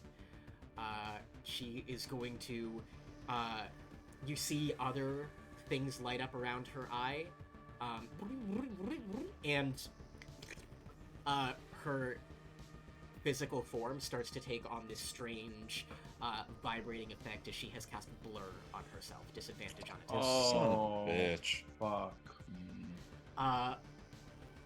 And she, with her action, is going to point her arm up to the sky, and she's going to fire a lightning bolt, which reflects off of her nanobots and hits both of you. Dex saves for you and Azalin. Wait. This bitch can cast 2 spells in a turn?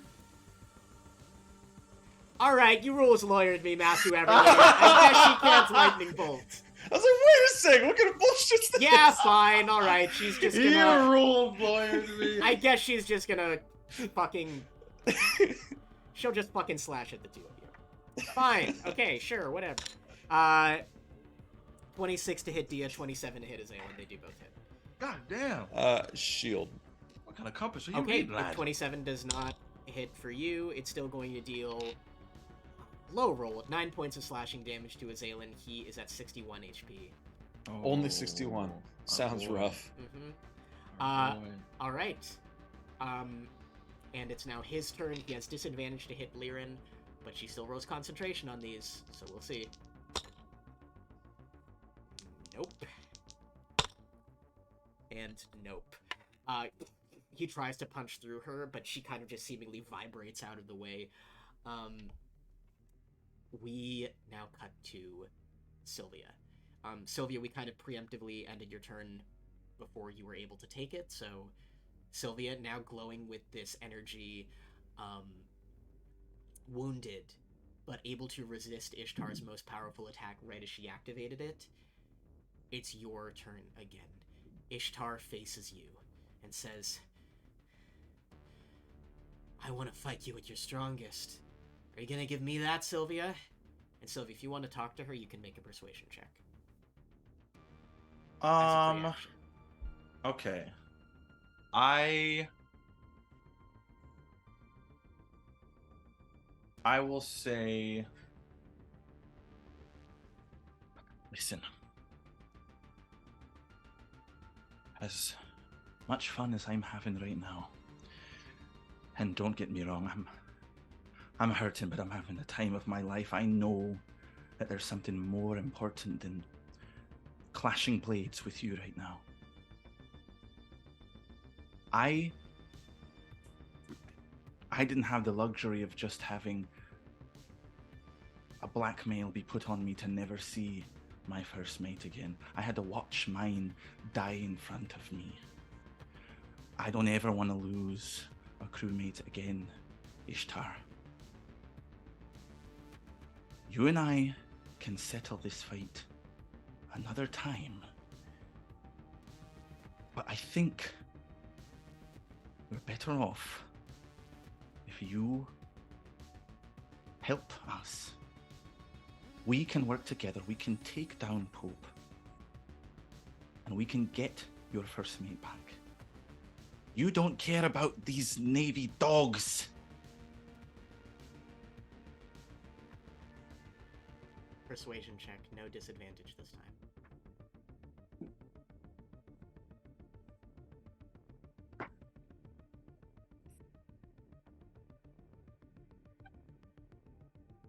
Persuasion. 21.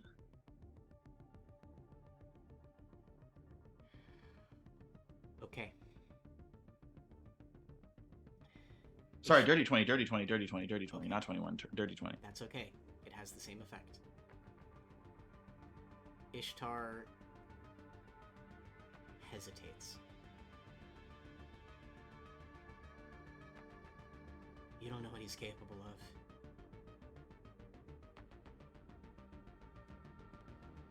What makes you think you can stop him?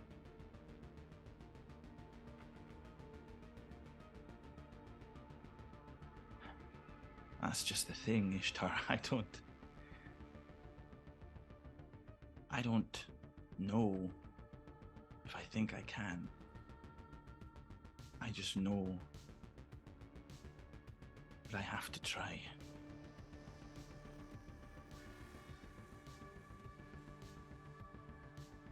Show me your conviction with your sword. And Sylvia, that definitely had an effect on her. If you do that again, some stuff might start happening. You'll get to do a persuasion check every turn.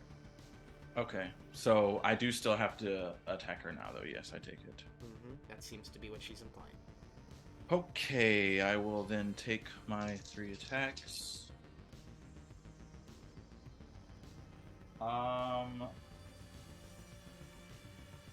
22 and 26. Both hit. One is unfortunately a 12, so that's likely not going to hit. Okay. 10.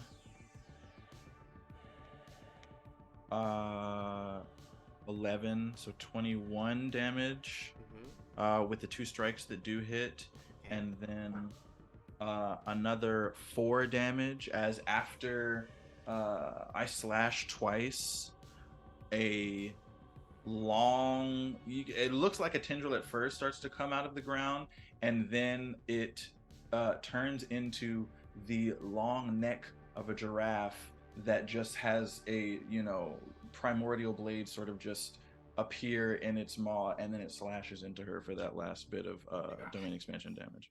All right. You do so. It's her turn, and your words had an effect on her. She is going to take the dodge action and just hold her scabbard out to you. Show me what you've got! All of your attacks will have disadvantage on this turn, but that's her turn to do so. Disadvantage. With the Okay. 20 persuasion check, she's not attacking you right now. She's taking the dodge action. Okay.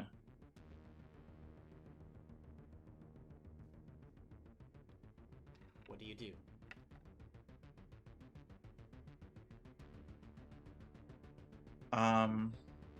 I can make another persuasion check, right? Yes. Okay.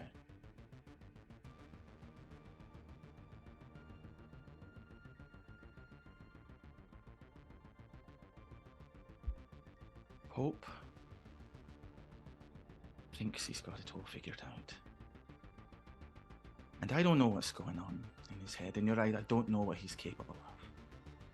But what I do know, or I'm pretty damn well sure of, is that he's not going to have any idea how to use these blades. And his hubris in thinking that he's going to be able to take down Nephrite and get all the credit is going to be the end of everything. If he thinks that he can take her out, Ishtar, he's wrong. Least of all, not without us. It's not going to matter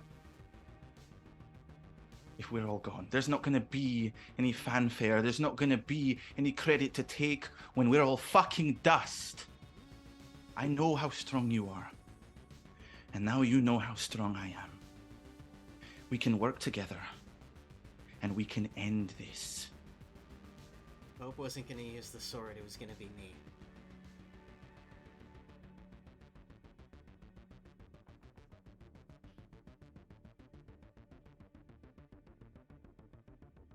Do you have what it takes to keep that for yourself? To not have your sword taken from you, like I did?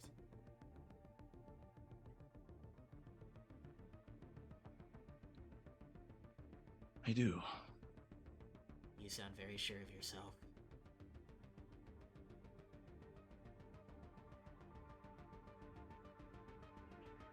What's your first mate's name, Ishtar? August.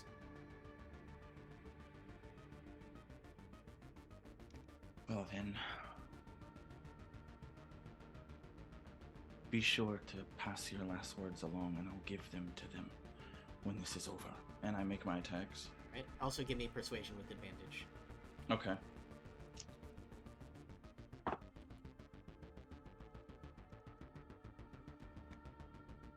That's only gonna be 13. Okay, make your attacks. Even with advantage, still a 13? Yeah, it was an 8 and a 3 on the dice, and I only have +5. Okay, all 3 of those are gonna hit.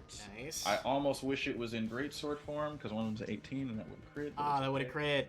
Yeah, it's Yeah. okay. So yeah, it's a 14, 17, and 18 plus 10. Yep, So they should they definitely all all hit. Gonna be 2 plus 7, 9. 9 plus 4, 13. Is this with dodge or no?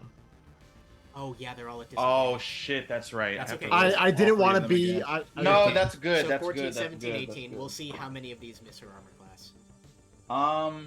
2 of them should still hit. 22 Yep. and 25. Yep.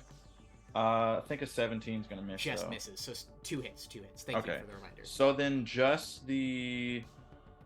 What did I say? It was... 13... Mhm. So it would just be 13 damage then, because I hadn't rolled the third one yet. Okay. Yeah, Okay. it would just be 13 damage, and then another 5 as Nice. a shark leaps out from behind her and like takes a bite out of her shoulder before splashing into the ground. Ishtar is now fighting not only against you, but a wave of silvery ethereal animals behind you with her sword. Some of them are still able to sneak past her defenses as you deal this damage to her. Is that the end of your turn? Yeah, because I used my bonus action. Oh, it's too late now. But I still had one more superiority die that I could have added. But it's okay. It's I should have thought about that in the moment. Yeah, that's the end of my turn. All good. We now cut to the battle against Pope. Elanor and the Ember Queen are both on 1 HP. Pope, at first slouching after getting struck all these times, stands back up. Looks like the tides have turned against you.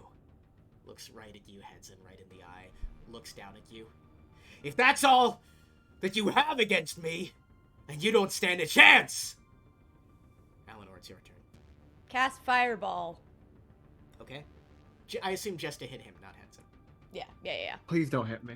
Yeah, Please I don't hit would me. never hit Hedson. I would never. So it's a dex save of 17. Unfortunately, he rolled a natural 15 and succeeds. So he's still going to take half. Cool. Cool. Timmy, No, you won't. Oh, You're right. He has evasion. I'm so sorry. Elanor, can you please make a wild magic roll? You're back to 1. Yeah. Nat 1 to fireball him again. Nat 1 to fireball him again. 17. 17. Okay, you're good. Um, This fireball comes and he dodges out of the way by leaping backwards, looks up at the vents. Hedson, you notice something. He leaps backwards into where the nanobots should be. As he jumps, the nanobots move backwards to make sure that he does not crash into them. And you think about how when he entered, he walked through the nanobots and they parted for him like water. Elanor, anything else? I'll Misty Step behind him in the vents. Okay. You could probably just use your movement to run there if you want to. Oh. Save Well, step. I mean, would the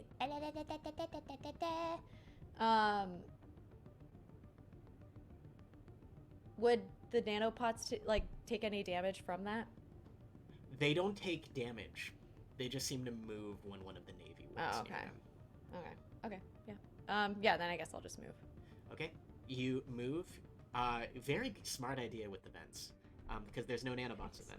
You are able to sneak around.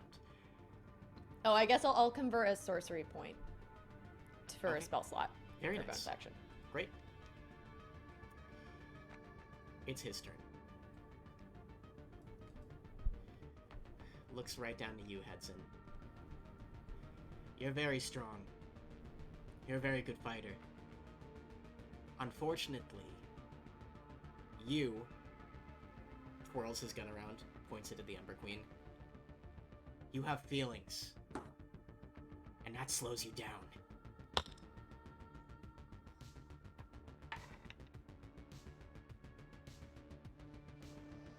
First hit. Blasts the Ember Queen in the shoulder.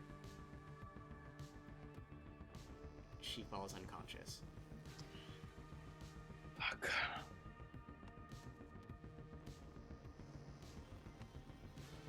His second hit.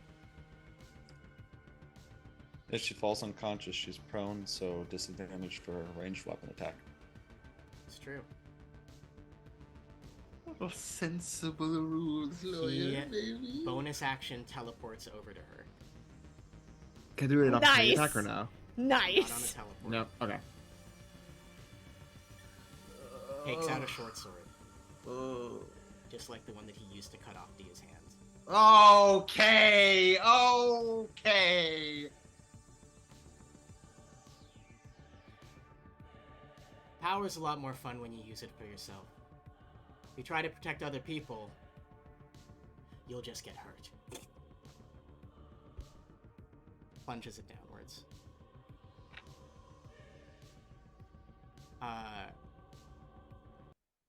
With a gasp, the Ember Queen shudders. Looks to Elanor in the vents. Look to Hedson.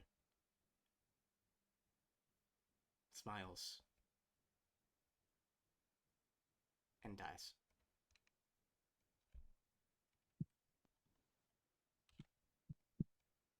Hedson, it's your turn. Hedson is looking noticeably more manic than he usually does, which is a pretty hefty degree of manic. Looks down at the Ember Queen and kind of like shuts his eyes a little bit and like shakes it off, and then look. He's sitting next to Pope, right? Zaxary, I thought you would know better than anyone else that the game does not end when you take out the queen. And he starts like glowing with more of that green energy, and he's like, it ends when you take out the king. And now I'm going to do 4 attacks on him. Let's see. Hedson, you feel energy surging inside of you. This power inside of you just seems to grow and grow. Before you make your attacks, you can go ahead and add the Crusher feat to your... Actually, I'll do it for you. What the fuck does that do? You can Google the Crusher feat if you want while I'm adding Oh it to my your god. character. I'm very excited. Crusher's nutty. And we'll talk about the implications for Elanor in a second. Let's return when you hit. Wait, all these things? Holy shit.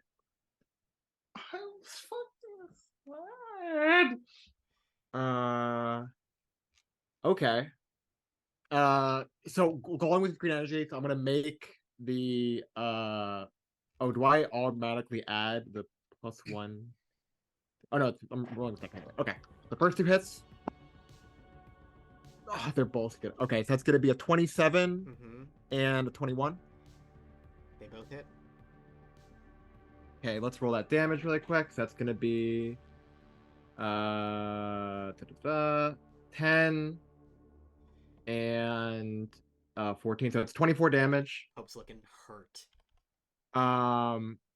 Whenever I hit a creature that with something that deals bludgeoning damage, move it to 5 feet to an unoccupied space. I'm just gonna like keep every time I hit it, it's gonna slam against the wall because we're in a narrow hallway. Okay. I'll allow that to deal an extra d6 of damage. Why not? Go ahead, roll that. Sure. For both or just For the first both? one? Yeah, why not? Okay, that's 2d6. I think that's cool. Or wait, are unarmed strikes bludgeoning damage, or are Yes, those something they're different? bludgeoning. That's very funny. Okay, so that's gonna do another 8 damage. Hedson, you dash around him with this energy, and like you're in a fighter with someone in a corner. Corner Slam campus! him into the back. That's the first with the two Warhammer strikes, and then I'm gonna do Flurry of Blows. Oh, also, can he make a con saving throw for me? If only you were still a cleric, Hedson. Maybe you could save her. He gets a Fucking cunt. 14 on the con save. That's Remember- gonna be he's stunned. Last legendary resistance. Excellent, just what I wanted. Okay, now we're gonna do 2 unarmed weapon strikes. Go for it. Gonna be a 28 Oh, Yep. baby, come on. and a dirty 20. Both hit. Excellent. That's what we like to see. 10 plus 10, so that's 20 damage, and I'm slamming him to the wall again. Mm-hmm. So I'm gonna roll 2 more d6, so that's another 7 damage. Okay, nice. And I'm gonna use my last key point to apply a little hand of harm on him. So with the last so Not gonna stun first him? punch into the wall, no. Okay. Noted. Second punch is going to go into it. It's gonna glow green a little bit and do another another 10 damage. Nice. And now he's poisoned. Ooh, that's good. So you can have a better chance of Okay. stunning him next time. Yep. Okay. He's really hurt. He has disadvantage on pretty much everything. So in that sequence, it's just like 2 with the warhammer, and then I like grab his head, punch 1, green punch, bam into the wall, and now he's like, His sick and ass! green. Fuck his shit up! He is bleeding out the mouth as you slam into him. He's really hurting. He is not stunned though, so he is going to conjure a shadow to attack you. This time of the Ember Queen. Black eyes, she is going to make 2 attacks on you, Hedson. Cool. You not right. You not right. 28 You and son of a- 23. 28 and what? 23. Those are both gonna hit. And And what are the attacks? Stabs, piercing damage. Oh, it's always with okay. the little Can big guys. Yeah. can the Ember Queen Shadow make a strength saving throw Yeah, after the first attack. after the damage? Yeah. Okay, so you do still take 11 points of piercing damage. Okay. Now it's gonna do. Okay. Now it makes a strength saving throw. Fails. Okay. Zeno heads in. You almost feel him back to back with you. We'll get him back for this, Hedrover. He pops this shadow. I like run. This is the fist that I use to like beat his fucking neck in. So I like shake my hand out. I'm like, enough with the trick factory. Come on, mano y mano. Everybody here make a dexterity saving throw as the ship is blasted again. 29. You're good. Oh my fucking thank God that's better. You just need 16. A 15. Dirty 20. Okay. Elanor? I got 14, but is it 15 again for the deck save? It is 15 for the save. I'll do Tides of Chaos so I can redo it. Okay, you go unconscious, Oh. I believe, if you fail this. So fingers Yes. crossed. Oh, fuck. I failed. No, man. Elanor, let's say that as it happens, you slam downwards through the vent as the ship is rocked. Hedson, you see Elanor fall and hit the ground behind you, and she falls unconscious instantly. Fuck! This could be a big turn. Also, Elanor, if you switch forms, you keep HP. So just as your I don't Yeah, know. but I can't switch now. No, you can't switch now. Like, I thought I was gonna be safe in my little vent, but you know, it's fine. Yeah. Medbay. Diya, your turn. Alrighty. Diya looks at Lyran and he goes, he sees the blur, he looks at his sword, and then the sword starts to turn into that arcane cannon again, and he points it at her. He goes, it's not about fighting harder, it's about fighting smarter. And he fires a second level magic missile, which all 4 darts are going to hit. Yep. Oh, Each one, she's gonna make that con save. Yep. 4. And then also the 2 more d8 damage, 4, so that's 5 con saves. Okay. Popped. Success. Success. Fail. On the There it third is. magic missile, the blur goes away. Oh, that's good. And she'll take that damage plus the heat metal damage. So total heat metal damage, magic missile, comes to 21.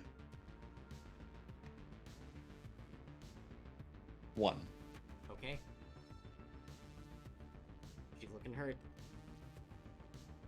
With the magic missile as well. With the heat metal as well. Yeah. Okay. 21 damage. It's her turn. I think now she's gonna fire a lightning bolt at you. Arcing it so that it hits both of you upwards of the nanobots. Dex save, please. Azalin fails. At 20. Ooh. You, on the other hand, are only gonna take 12. Azalin takes 24. Oof. I am looking rough. We I got think we all. I don't think a single Hedson's person the here is only not one looking chilling right now. Azalin's going to take his actions. He's going to attack Lyran. No advantage, no disadvantage, both hit. Azalin is going to deal 11 on the first hit and 15 on the second for a total of 26. Love to see it. Lyran's hurting real bad. And we cut to Sylvia and Ishtar. Ishtar, looking uncertain, but still ready to fight. Sylvia, do you say anything to her? Yes. What do you know about this blade, Ishtar? What makes you think that you would just be able to wield it at his behest? There's far more to this than meets the eye. You had to pass a trial. I understand that. From what we could tell, the trial only sealed the blade away. Your great-grandfather's friends were able to hold the sword with him.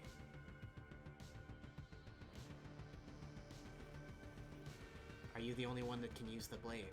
Do you believe that? No, it's not about me being the only one able to use the blade. It's that... Do you really think that you can call Lyran and Pope your friends? I don't think 2 strangers holding you hostage are gonna give you what you need to wield this blade.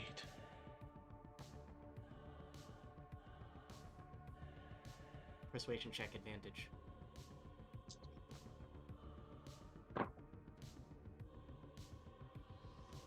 Mm, 16.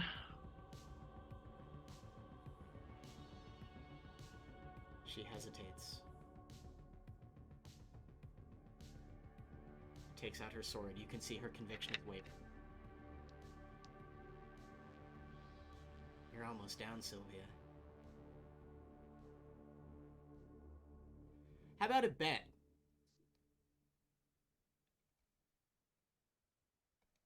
Survive this, and we'll talk. She's gonna make 4 attacks against you Well, with disadvantage. Sylvia, you are so tuned in to everything that is happening right now. Your instincts are sharper than they have ever been before, and she is going to make these attacks against you. What's your AC? 17. 14 misses. First one.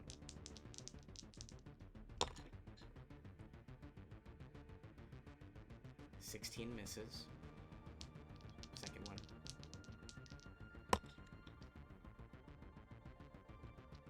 Natural 1 misses. Oh!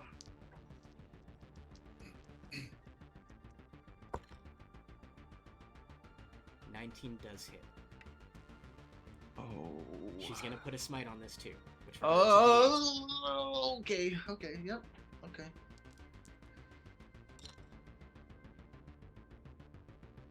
Between the radiant and the slashing, you take 19 points of damage. I'm going to use my last superiority die to parry. Okay. 6 plus 5, so 11 damage off of that, so 8 damage? 8 damage. Okay.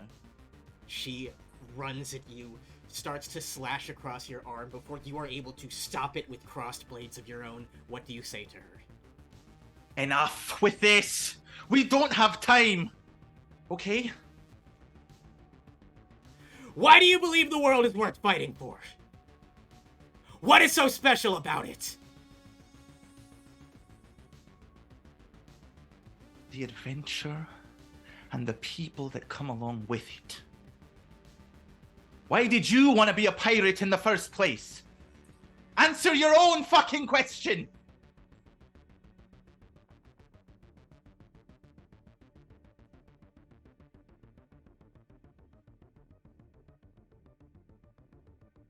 I haven't thought about it in a very long time.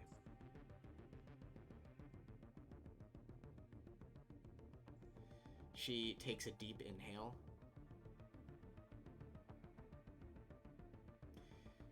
She raises her hand and then swipes it, and behind her, with you in the foyer, the nanomachines part, and Sylvie, you can see a direct line to the piloting of the ship. We're getting blasted. We need to move fast.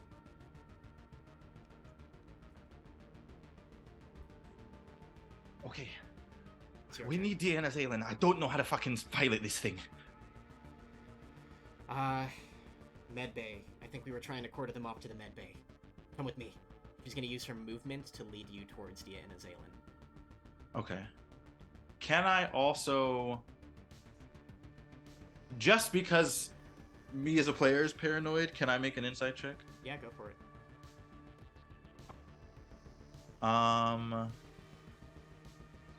22. Ishtar looks shell-shocked. And in the eyes of this person who supposedly has not lost a sword fight in a very, very long time, you see something that you can recognize instantly. Two things that you have experienced before, maybe on the day when you lost your first mate. Number one, fear of her own death. And number 2, a deep, deep reflection on how she got to this point. Sylvia, you're gonna rush towards Diya and Azaelin? Yes. Okay. You do so. The nanobots park for you, and you can make it to the medbay next turn. Elanor. I need you to make a death saving throw. Just roll a d20. 5. That's 1 failure. It's Pope's turn. Blade still bloody from attacking the Ember Queen. He's gonna use steady aim for advantage. Look to you, Hedson. You're next. He's gonna attack you.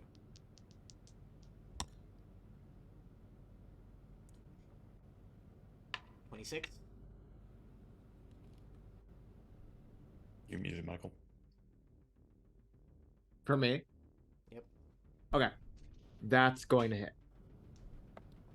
22 points of damage. Sure. Can he make a strength saving throw for me? Absolutely. Failed? Mhm. Baby. Okay, so I'm gonna ask something because we've been doing it for the Crusher rule. Mhm. Because it forces him back, can we apply that similar thing to when he hits the wall? 'Cause I'm just gonna shove him backwards. Yeah, go for it. So it's gonna be horrible fucking rolls. 6 points of damage, Sure. and then I'm gonna roll a d6 for bludgeoning damage. Yep. Another 2, so 8. Okay. 8 points of damage to Pope. Oh, hold on. I'm sorry, Michael. He was poisoned. Oh, I'm gonna undo the thing. Does an In 18 case he doesn't hit. 18 does not hit. His me. first attack misses. His second attack has disadvantage. I'm so sorry. Okay. My die fell on the ground. You should keep your eye on your dice, actually. With a natural 1, his second attack misses too with that disadvantage. So Let's he, go. with his bloody blades, tries to swipe at you and is not able to get a hit on you. I'm like, there is like, for narrative flavor, Ember Queen's blood is also like splashed on me. I'm just like bobbing and weaving all around this shit. You're Dempsey rolling in his face, and Hedson, it's your turn. Elanor Cool. is unconscious behind you. Cool.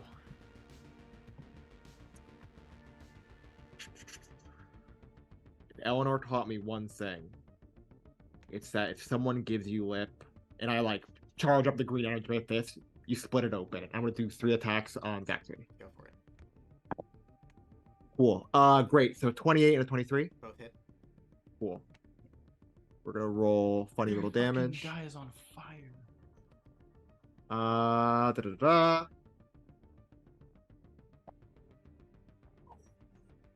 Wait, is that? Wait, these are fucking d8s. Incredible. What? I was rolling the wrong fucking die. Oh god. I'm just gonna roll it here. Sorry. You're good. Okay. Okay. Oh, good. That's better. So that's gonna be 12 plus 12, so 24. Yeah, that hit. Oh, wait, damage? 24 damage, yeah, because I already hit with the first 2 hits. Okay, yeah. So 24 damage, and I'm gonna add 2 d6s for Crusher. I'm just bouncing him back into the wall over and over again. He's very, very hurt. Another 4 damage. Okay. Yep. And then I'm gonna do my unarmed strike. Okay. Oh my god, fucking natural 1. Incredible. He's Fuck. on your last punch, he bloodied, bruised, is able to grab you by the wrist. Behind you. And for the Shadow's turn, he's gonna summon a shadow behind you that attacks. Okay. 18 Does not hit. and 15. Does not hit. There is a shadow that takes the form of you with bladed arms, Hedson, behind you. Look, Hedson, it's your shadow. I did make you. Doesn't that make you happy? I've seen enough of me at like Dalavar and in the Shadow thing. This is not news to me. Top of the order, Diya.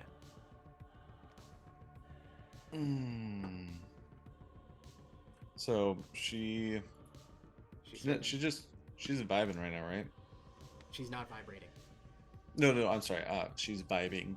Health-wise, Yeah, she's still doing okay, right? you have dealt 100. Sorry.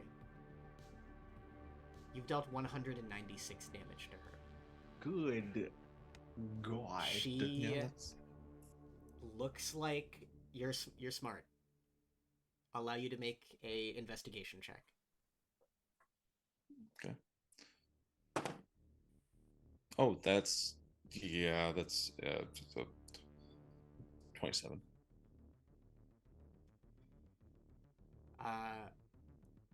Okay. I'm gonna tell you, Matthew. 64 damage and she goes unconscious. I don't know if you can hit that in one turn. That's where it's at. I can't. Between you and Azalin, you'd need a lot of crits. Yep.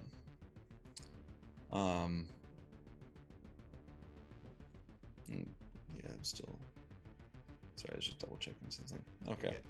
Then, in that case, I'm just gonna keep barreling into her with my sword, and then we'll heat metal. Okay. So 1, 2, 2, 3,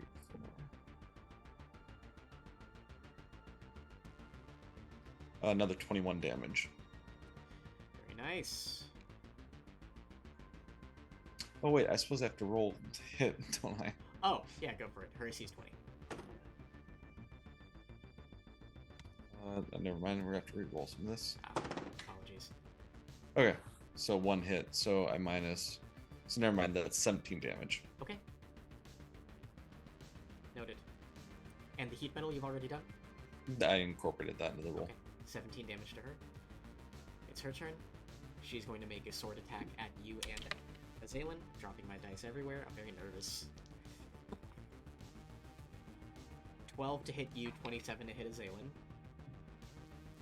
She deals 12 misses me. 21 points of damage to Azalin. He is Jesus.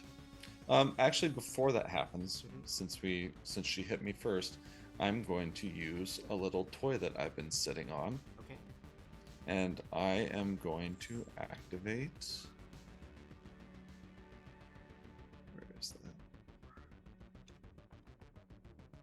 I have so many fun toys. I'm sorry. You're good. Where is my shield?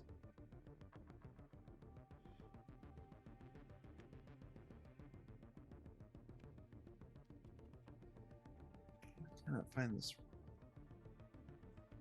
Oh, is it an artificer propulsion shield or whatever it's called? Yes. Oh, Repel. there it is. Defense. No, that's defensive shield. There it is. Yeah. So, I'm going to knock her 15 feet away when she hits me. Awesome. Very nice. And then, so because she's 15 feet away, well, no, she hasn't moved, so I suppose she could move back into range and to attack Azalin. Did you push her into the fire? That was my thought process. Okay. What did I say that was? Firebolt damage? Yes. Do you want to go ahead and roll that? What I will say is it's when they enter the fire, and she didn't willingly enter the fire. She entered the fire, though. Oh, okay. Yeah, she was pushed into it. But she entered it. How cool would it be if you didn't get burned if someone pushed you into fire? So that's walk into 10 more damage. Okay. So you've dealt 27 damage to her this round. She's at 37 hit points. It's Azalin's turn. He's gonna make his punch. Oh my god. Hold on. I forgot something. Azalin has an ability where if an attack misses him, which I'm pretty sure one did at some point, He's had a few. he has an uppercut attack that he can do. Oh, a reaction? Yeah. For when an attack misses him, he gets a punch. Oh, baby. I'll just give one to him. Does that sound Okay. fair to you? Yep. So he has 3 melee attacks now.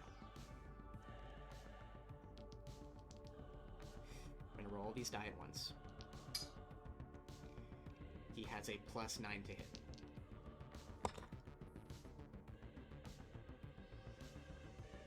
Okay. Unfortunately, only 1 hits. He is going to deal...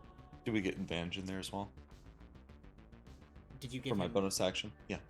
Oh, no, You I did heat right? metal. Heat metal. You're right. Okay, he deals 22 damage to her. So she's got probably like 17 If left. 1 more give or take. hit, yeah, she would have done... She might have... Maybe 2 more, she would have gone down. Mm-hmm. But that's okay. Ishtar and Sylvia. You all are running side by side. The nanomachines are parting as you do so. As you run, it will take your full movement and a dash to get there. So this will be your turn, unless you want to do something else. I'll do that. Okay. The 2 of you run. And behind Liren, Diya, you see the nanomachines open up. You see Sylvia and Ishtar standing side by side. Sylvia, you see a near-dead Diya and Azalin fighting a near-dead Liren. Anything you two want to say to each other before we cut back to Hedson and Elanor?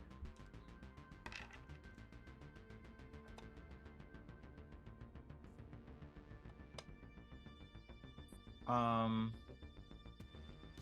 don't want to say it out loud because I don't want Liren to just immediately know that Ishtar is on our side now. So I'm telling Zeno to tell everyone else that Ishtar is with us.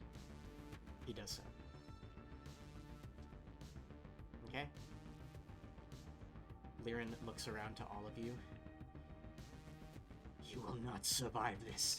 I will make sure of it. Elanor. Make a death saving throw, please. Just a question while I'm rolling this. Would Zeno then, like, if he tried to come to my brain and see that I was, like, out, would he then tell Diya and Sylvia? Hey, everybody! Eleanor's unconscious! Oh, okay. Yes, he does. That's an answer. I got 15. One success. It's just because I've never get knocked out before. Is it just like it's 10 or above, it's a success, and then... Or 11 Yes. and above? Yes, 10 or above, it's a success. Okay, cool. Okay. If you roll a natural 20, you One- pop back on 1 HP. If Yeah. you roll a natural 1, it's 2 fails. Yeah. So if you'd rolled Okay. a 1 there, Elanor would have... I was gonna start crying. Like, I was so scared. Cool. Just was making sure. It's Pope's turn.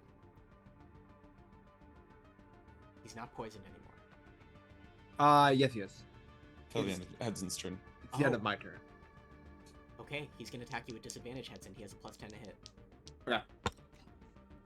That rolled off of my table. 14. One more.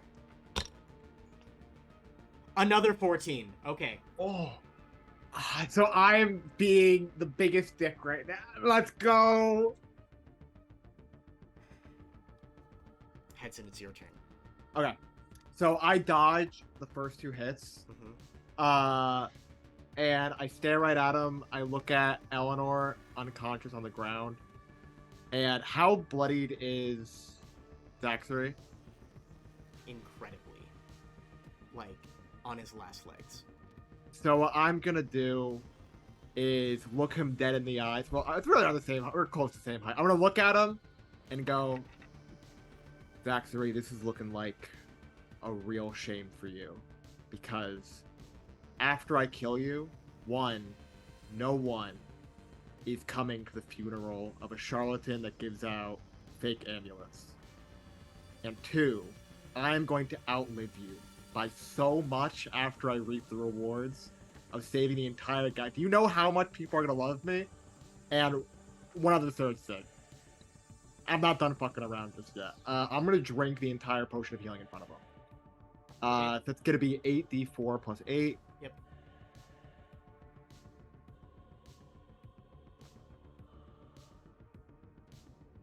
Oh, I rolled d8s like a fucking idiot. Incredible. You love those d8s. I was like, this is going crazy. Like that, I'm gonna heal a lot. The amount of Okay, that's gonna be times- 18 plus 8, so that's gonna be 26. Okay. Points of healing. So that was your bonus action to take it. So you still have an action if you'd like to. Yes. And so I still get my 2 attacks as my action, right? You do. Okay. Where'd my fucking other d20 go? Hello? I'm just gonna roll it here then. Okay. Bada bing. 29, Hits. 22. Hits.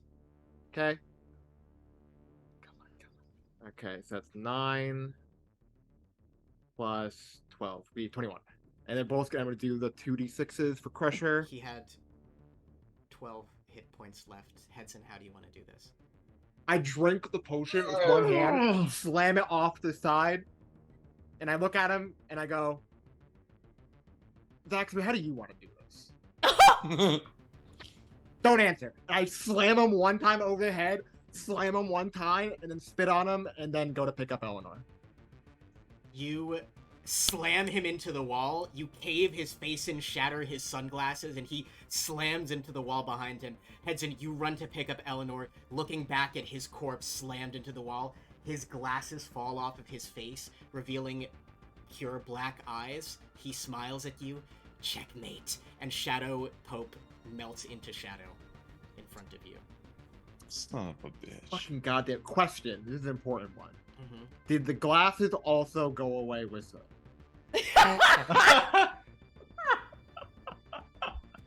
I'm gonna say no, because it seems God. like you really want them to. Damn it!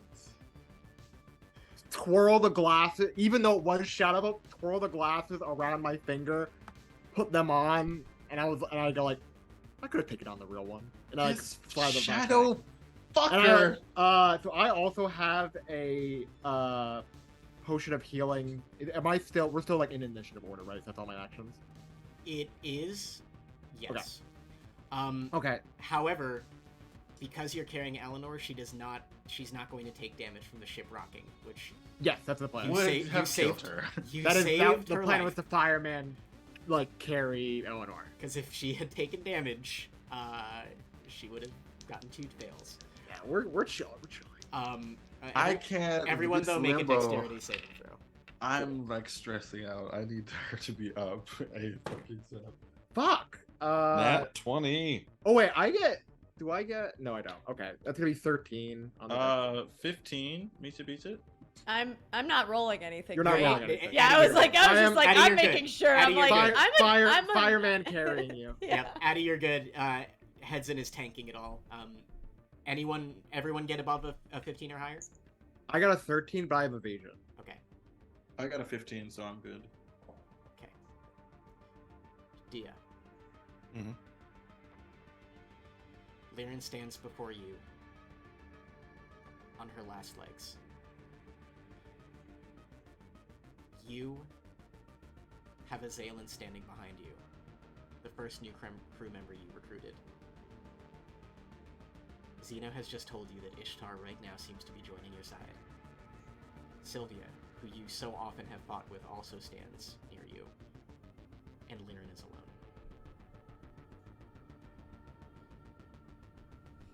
She's on her last legs. Diya, what are you doing? Dia's hands open and close, the mechanical hand clenching as it transforms into the full-length arm blade and starts to glow with the light of Ifriti's heart. He looks down at Lyra and raises the blade up and slams it down right next to her face. Still have to hit. Oh, next to her face. And he looks at her.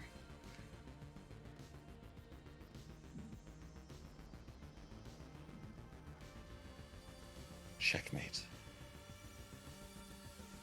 We've won. But you're not worth killing. Dia looks over at Zalen. No matter how much I may absolutely loathe you. He cares for you. And it's not my place to take that from him. Diya takes back his hand. You have a choice to make right now. The game is over. You're either with us or you're dead. And if that's one thing I know about you, you'll do anything to survive.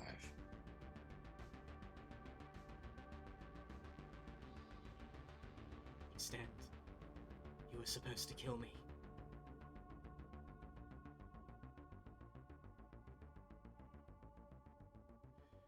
I wanted to. But because of my friends, I know that's not the answer. You spend so much time using your abilities as a curse and a plague to what you think is right. I think it's time you re-examine your priorities. Diya looks at Azaelin, walks away, and heads over to a computer terminal. Sylvia, you see Liren shaking. The nanobots creating her armor recede into the device on her wrist until she is just standing bloodied in a lab coat.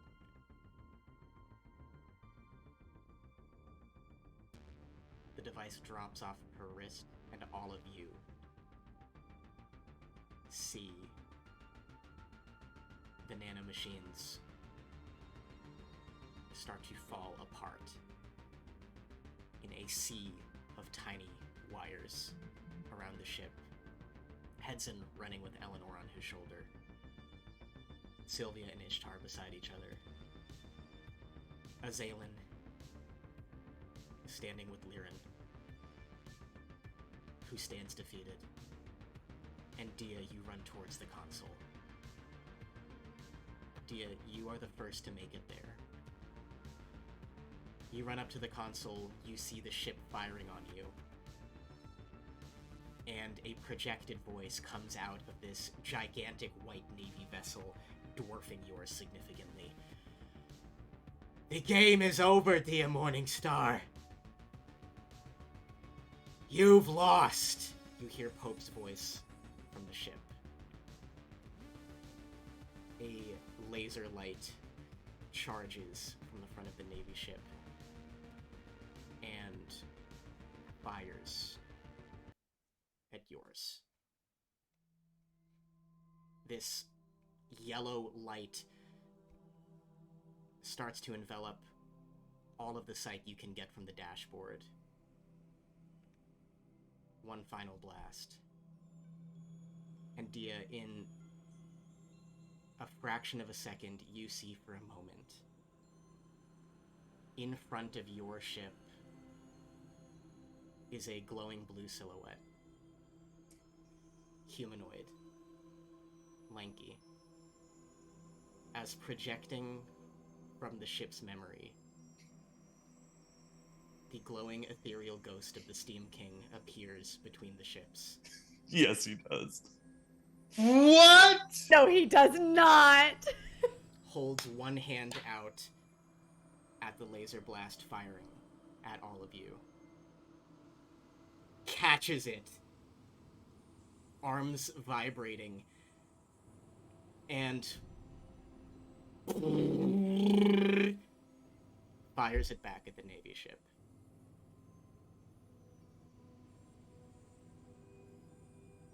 Oh Blasting my a hole fucking through God. it. Wow! A hole! I have Bye, been waiting so Zachary. long for that reveal. Oh my God.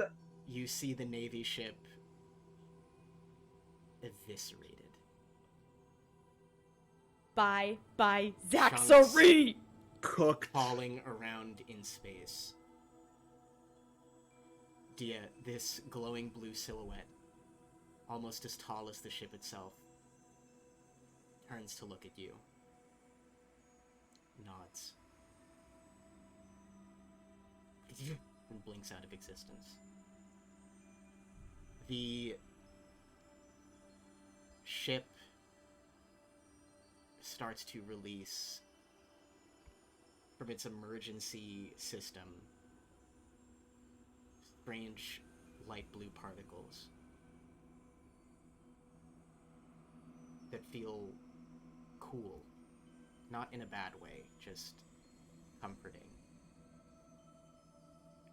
As with this last gift from the Steam King, you can feel your ship from the damage it's taken. It's going to need to land in the asteroid field. Elanor, your eyes shoot open as all of you can mark off the benefits of a long rest. Huge. Large. Crucial, if you will. Energized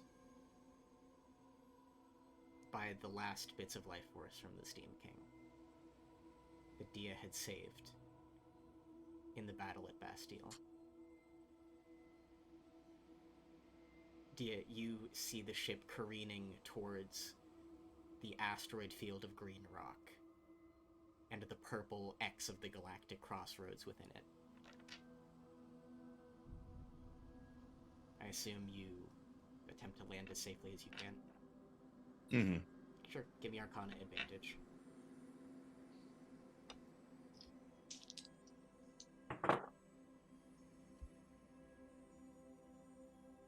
Nightbot 30-20. Fluxury. You are able to land your ship. And you notice that these asteroids have their own gravitational field. You are able to safely get your crew to the ground, but your ship is done for from all the blasts it had taken. Oh, shit. And you find yourselves, you four, Azalin, Lirin, and Ishtar, stand in this asteroid field, these strange floating platforms that all seem to have their own gravity. And at the core of it, you see the purple Galactic Crossroads before you. We're going to be wrapping soon. Everyone good if we take about another 10 minutes? Okay. You're out of initiative. You're all healed up. Maybe a little shell-shocked. The threat of the Navy is no more. And the only thing that awaits on the other side is Nephrite. If you want to check in with each other, you can.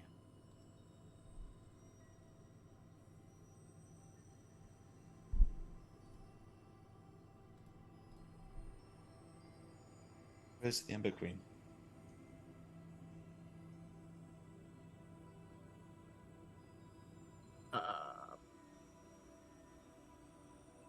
Hezin looks at Elanor and then back to Diya and says,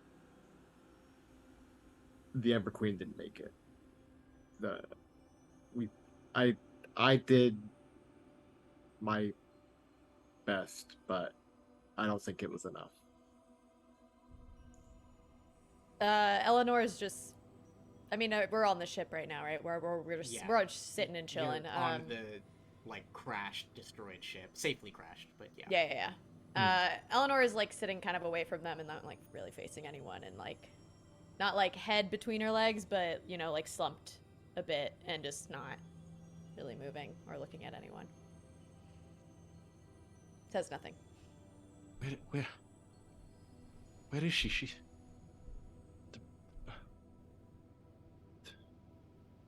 There's got to be something we can do. And Eleanor just points to the hallway. And she keeps going. Or just keeps chilling. And Elanor, her body is there. Pierced through the chest, but otherwise looking whole. Diya looks at Hedzin. Looks at Sylvia. Then looks down at Elanor.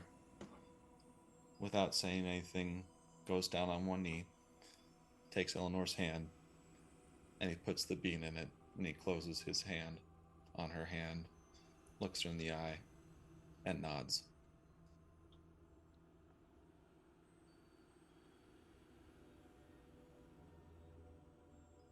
She like sits there for a while. Doesn't really react or think or or blink or kind of doesn't even seem like she's breathing. And then after a couple of moments, kind of just very quickly like hops on up and makes her way into the hallway.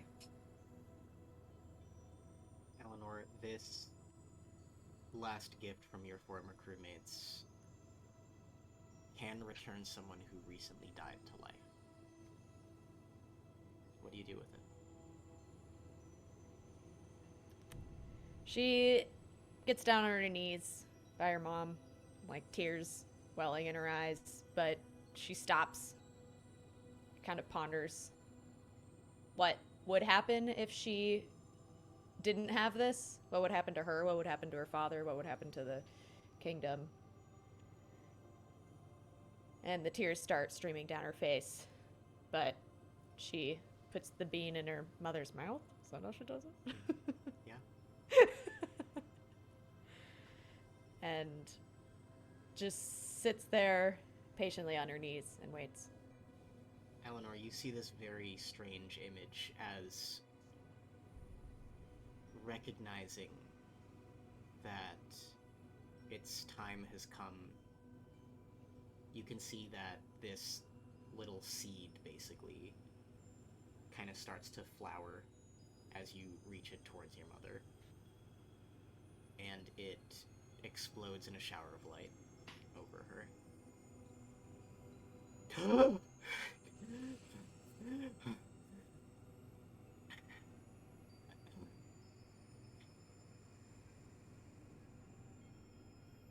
Did you...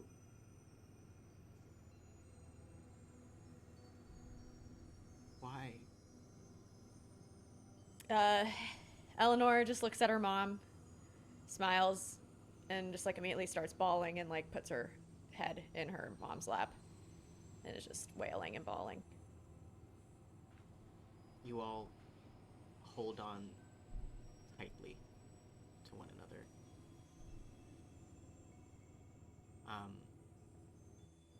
For the last thing before the session is over, Diya, you feel the Afridi's heart inside of you glow, and you recognize the tall, like almost 10 feet tall red figure who appears in a wispy form in front of you. But the rest of you see for the first time Volan the Afridi, the person whose life force is keeping Diya going. And he looks to all of you and says, I'm going to make this quick, because you have a job to do.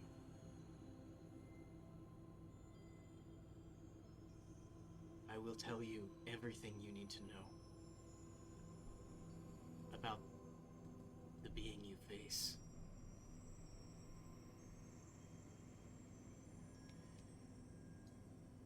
And I hope that you can do what so many have done. Destroy her and save everything. That is something that we will do next time for your final session.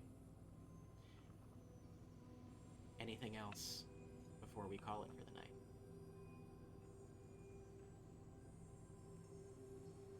This is gonna drain some dramatic tension, but do we get a level up? You're kidding. I think they meant in roleplay. You're so fucking funny. I'm going to review your class features and see if level up is makes sense. That makes complete sense to me. I didn't know when the right time to ask this was. No, you're good. Maybe post game. I thought it was. I thought that's what the question was asking. Okay, the one thing I was gonna do in character was sorry. After seeing all this, Hedson takes off the broken glasses that Zachary had, puts it on the floor, crushes it underfoot, claps his hands together, and goes, "One last try for the Ferret Friends working title."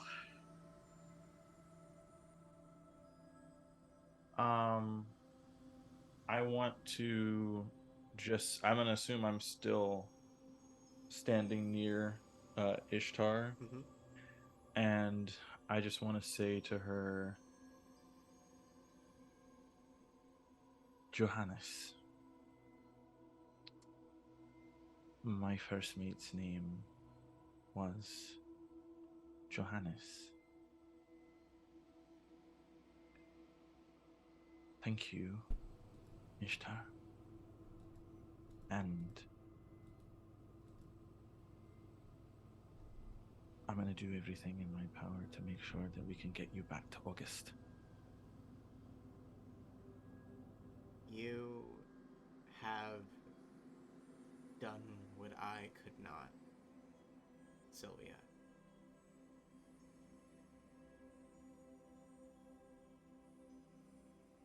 Would you do me the honor of joining your crew? Well, it's not technically up to me. But is the short one the captain? I lost track. he's definitely not Hedson. In a lot of ways, he could be considered the No, king of the ship. If you will. Yes. Okay, well maybe that. We are the captain in waiting. As soon as Diya dies, we're taking her. That can be arranged. And I say, I point over to our elven friend, and I say, Diya MorningStar is the captain of the Ferret Friends. And I don't say working title. You see Diya over just in a pile of junk rummaging around looking for something. Did you say something, Sylvia? What do you think about Ishtar joining the crew? Hedson, you liked Ishtar, didn't you? Or Sylvia, you liked Ishtar, didn't you? Like in a a fun, playful rival sense, sure. And I'm like looking at him like, shut the fuck up. Yeah, like no, like you respected their skills, right? Yes. Well, if Sylvia likes you, then I'm sure you're all right. And Diya goes back to scrunching in the pile of junk. There you go. Yeah, what are you searching for? Diya emerges from the pile, just like covered in shit, and he has a box. Oh, I've been working on this, and I've been a bit busy for the moment, but Lord Zeno, would you mind coming here for a moment? Hello. Yes. Diya presses a button on the box, and it starts to transform into a slight humanoid figure with a jewel in the forehead as Diya creates his homunculus body that Zeno can enter and operate as homunculus. Hedson is visibly miserable. He's like, no! No! Is this... I mean... Whoa. Whoa. No! This is a game changer for me. And No! many things. Hedson, you seem upset. No, you're gonna be here now? I'm always here. Yeah, but like I can like with like enough intoxication I can pretend you're not there. I'm here. Hedrover, if you want me to stay just over your shoulder, keeping an eye out for you, I can. Get in the fucking homunculus. Wee! As this little glowing jeweled stocky little robot like whirs to life. I have limbs. Why? Fuck's sake. Immediately Wait, starts bending pieces of metal to form a crown, which he puts on his head. Wait, how tall is this like little like stocky robot? Oh, we're talking like gnome height. It's a shorty. Yeah, okay. No, I just wanted to Aw. make sure. I just wanted to make sure it's like he's he's a little bigger than the ferret, but Well, he's not as tall as us. Yeah, no, like He's halfling to gnome height. Yeah, I'm still barely taller than this. I like try to scrunch down, but it's only scrunching down 1 inch because probably an inch shorter than me maximum. And it's like, look, Venus, you and as I you- are still a pair, by the way. Still kings of Dalabar Yes, till we die. I'm frankly a little confused because we like merged together and I was like a part of your consciousness, but I guess I'm kind of becoming my own thing a little bit. I don't know what that means. Well, I know you're good at projecting your mind, so I just gave you a focal point that you can project your mind into. Yes, I don't feel like I'm separate from you, Hedrover. I think I King of Dalabar till we die, baby. Yeah. And as he says Kings of Dalavar, you hear psst, as like little pistons shoot out of the heels, and it raises him up 2 inches, so it's just an inch taller than you. Fucking no. it's good. Send it back. I'm the king. Me. We, Me. you bastard. We. And wow. So we wrap the session with Captain Diya Morningstar, champion of the World Shaper Sylvia Etherhorn, superhuman King Doctor Hedson, Mr. King Doctor. Mr. King Doctor, Princess of the Feywild and the Seasons, Elanor Uirchanar, alongside the Ember Queen, Eleanor's mother, former Admiral Ramina Ishtar, former Navy Tech Baron Evoy, Braider. and a tiny auto gnome. And a ferret. And And a Zaylin. inhabited by Zero. Oh, by the ferret's Zeno, the most important member. and a of the Zaylin group. standing beside Diya. All of you, offered guidance by the spirit of the Afriti Volan, will face Pandora Nephrite in our final session next time. And that's what we're going to call it. Y'all, Wow. I was so fucking confident I'd kill one of you. Well, you did. Well, you killed one of you. And you'd sacrifice the bean. So you know what? One session left. Yeah. I can kill one of y'all. I was I'm a little scared about honestly, that, but I was so worried that you would have Zaxxery come over and just like murder Elanor.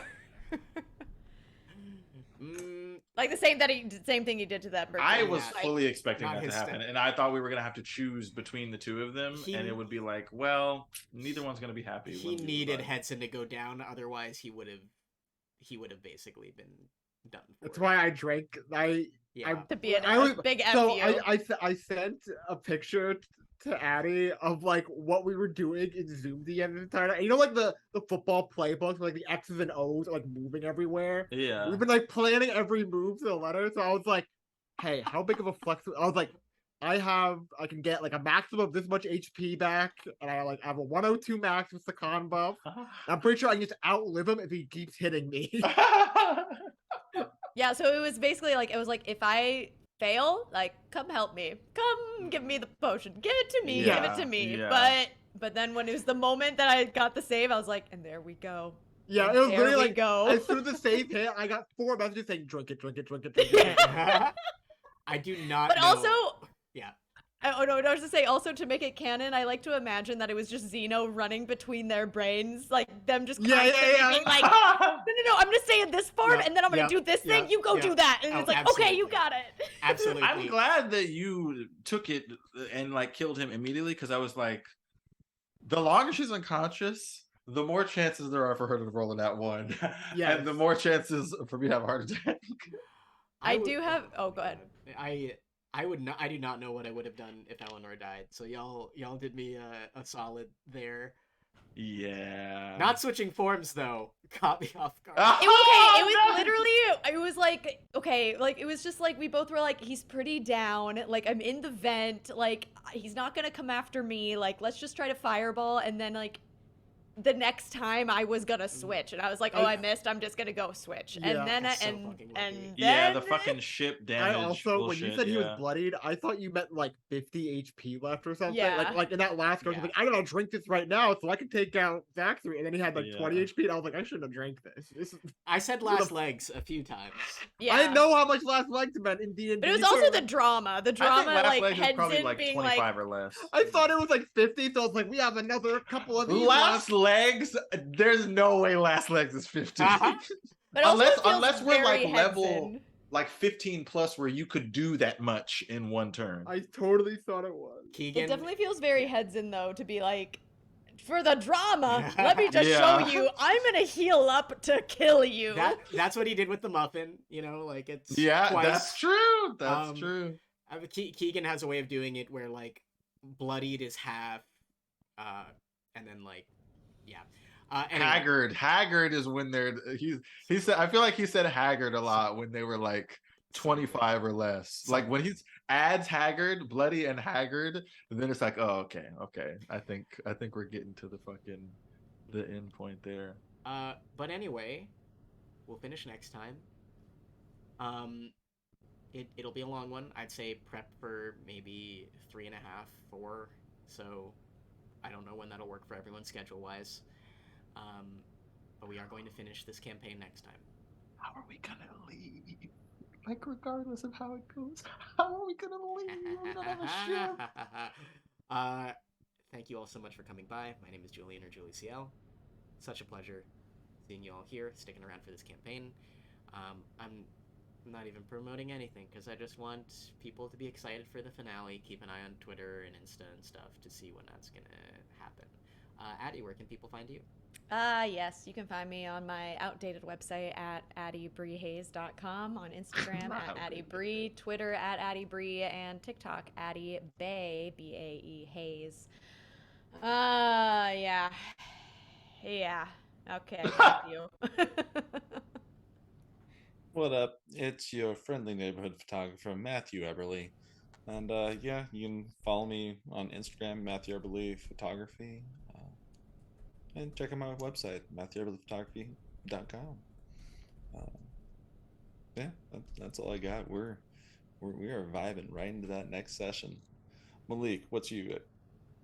What's you got? I tell you what I got. I got a Instagram handle that goes a little something like the Maliki Cauldron. You can find me there, ranting on my stories about people who don't know how to fucking drive in New York. Or you can search up Astral Emissary on SoundCloud, listen to some sweet tunes. Yeah. Michael, your neck of the woods, how doth they be? I'm Michael. You might recognize me kicking ass in the campaign you just watched. I am a fighting game tournament organizer and streamer and player. You can find me at twitch.tv/steam_gorilla and twitter.com/steam_gorilla and in your heart. So true. And we will catch you all for the last time of this campaign next time. Wow. Bye! Bye. Oh!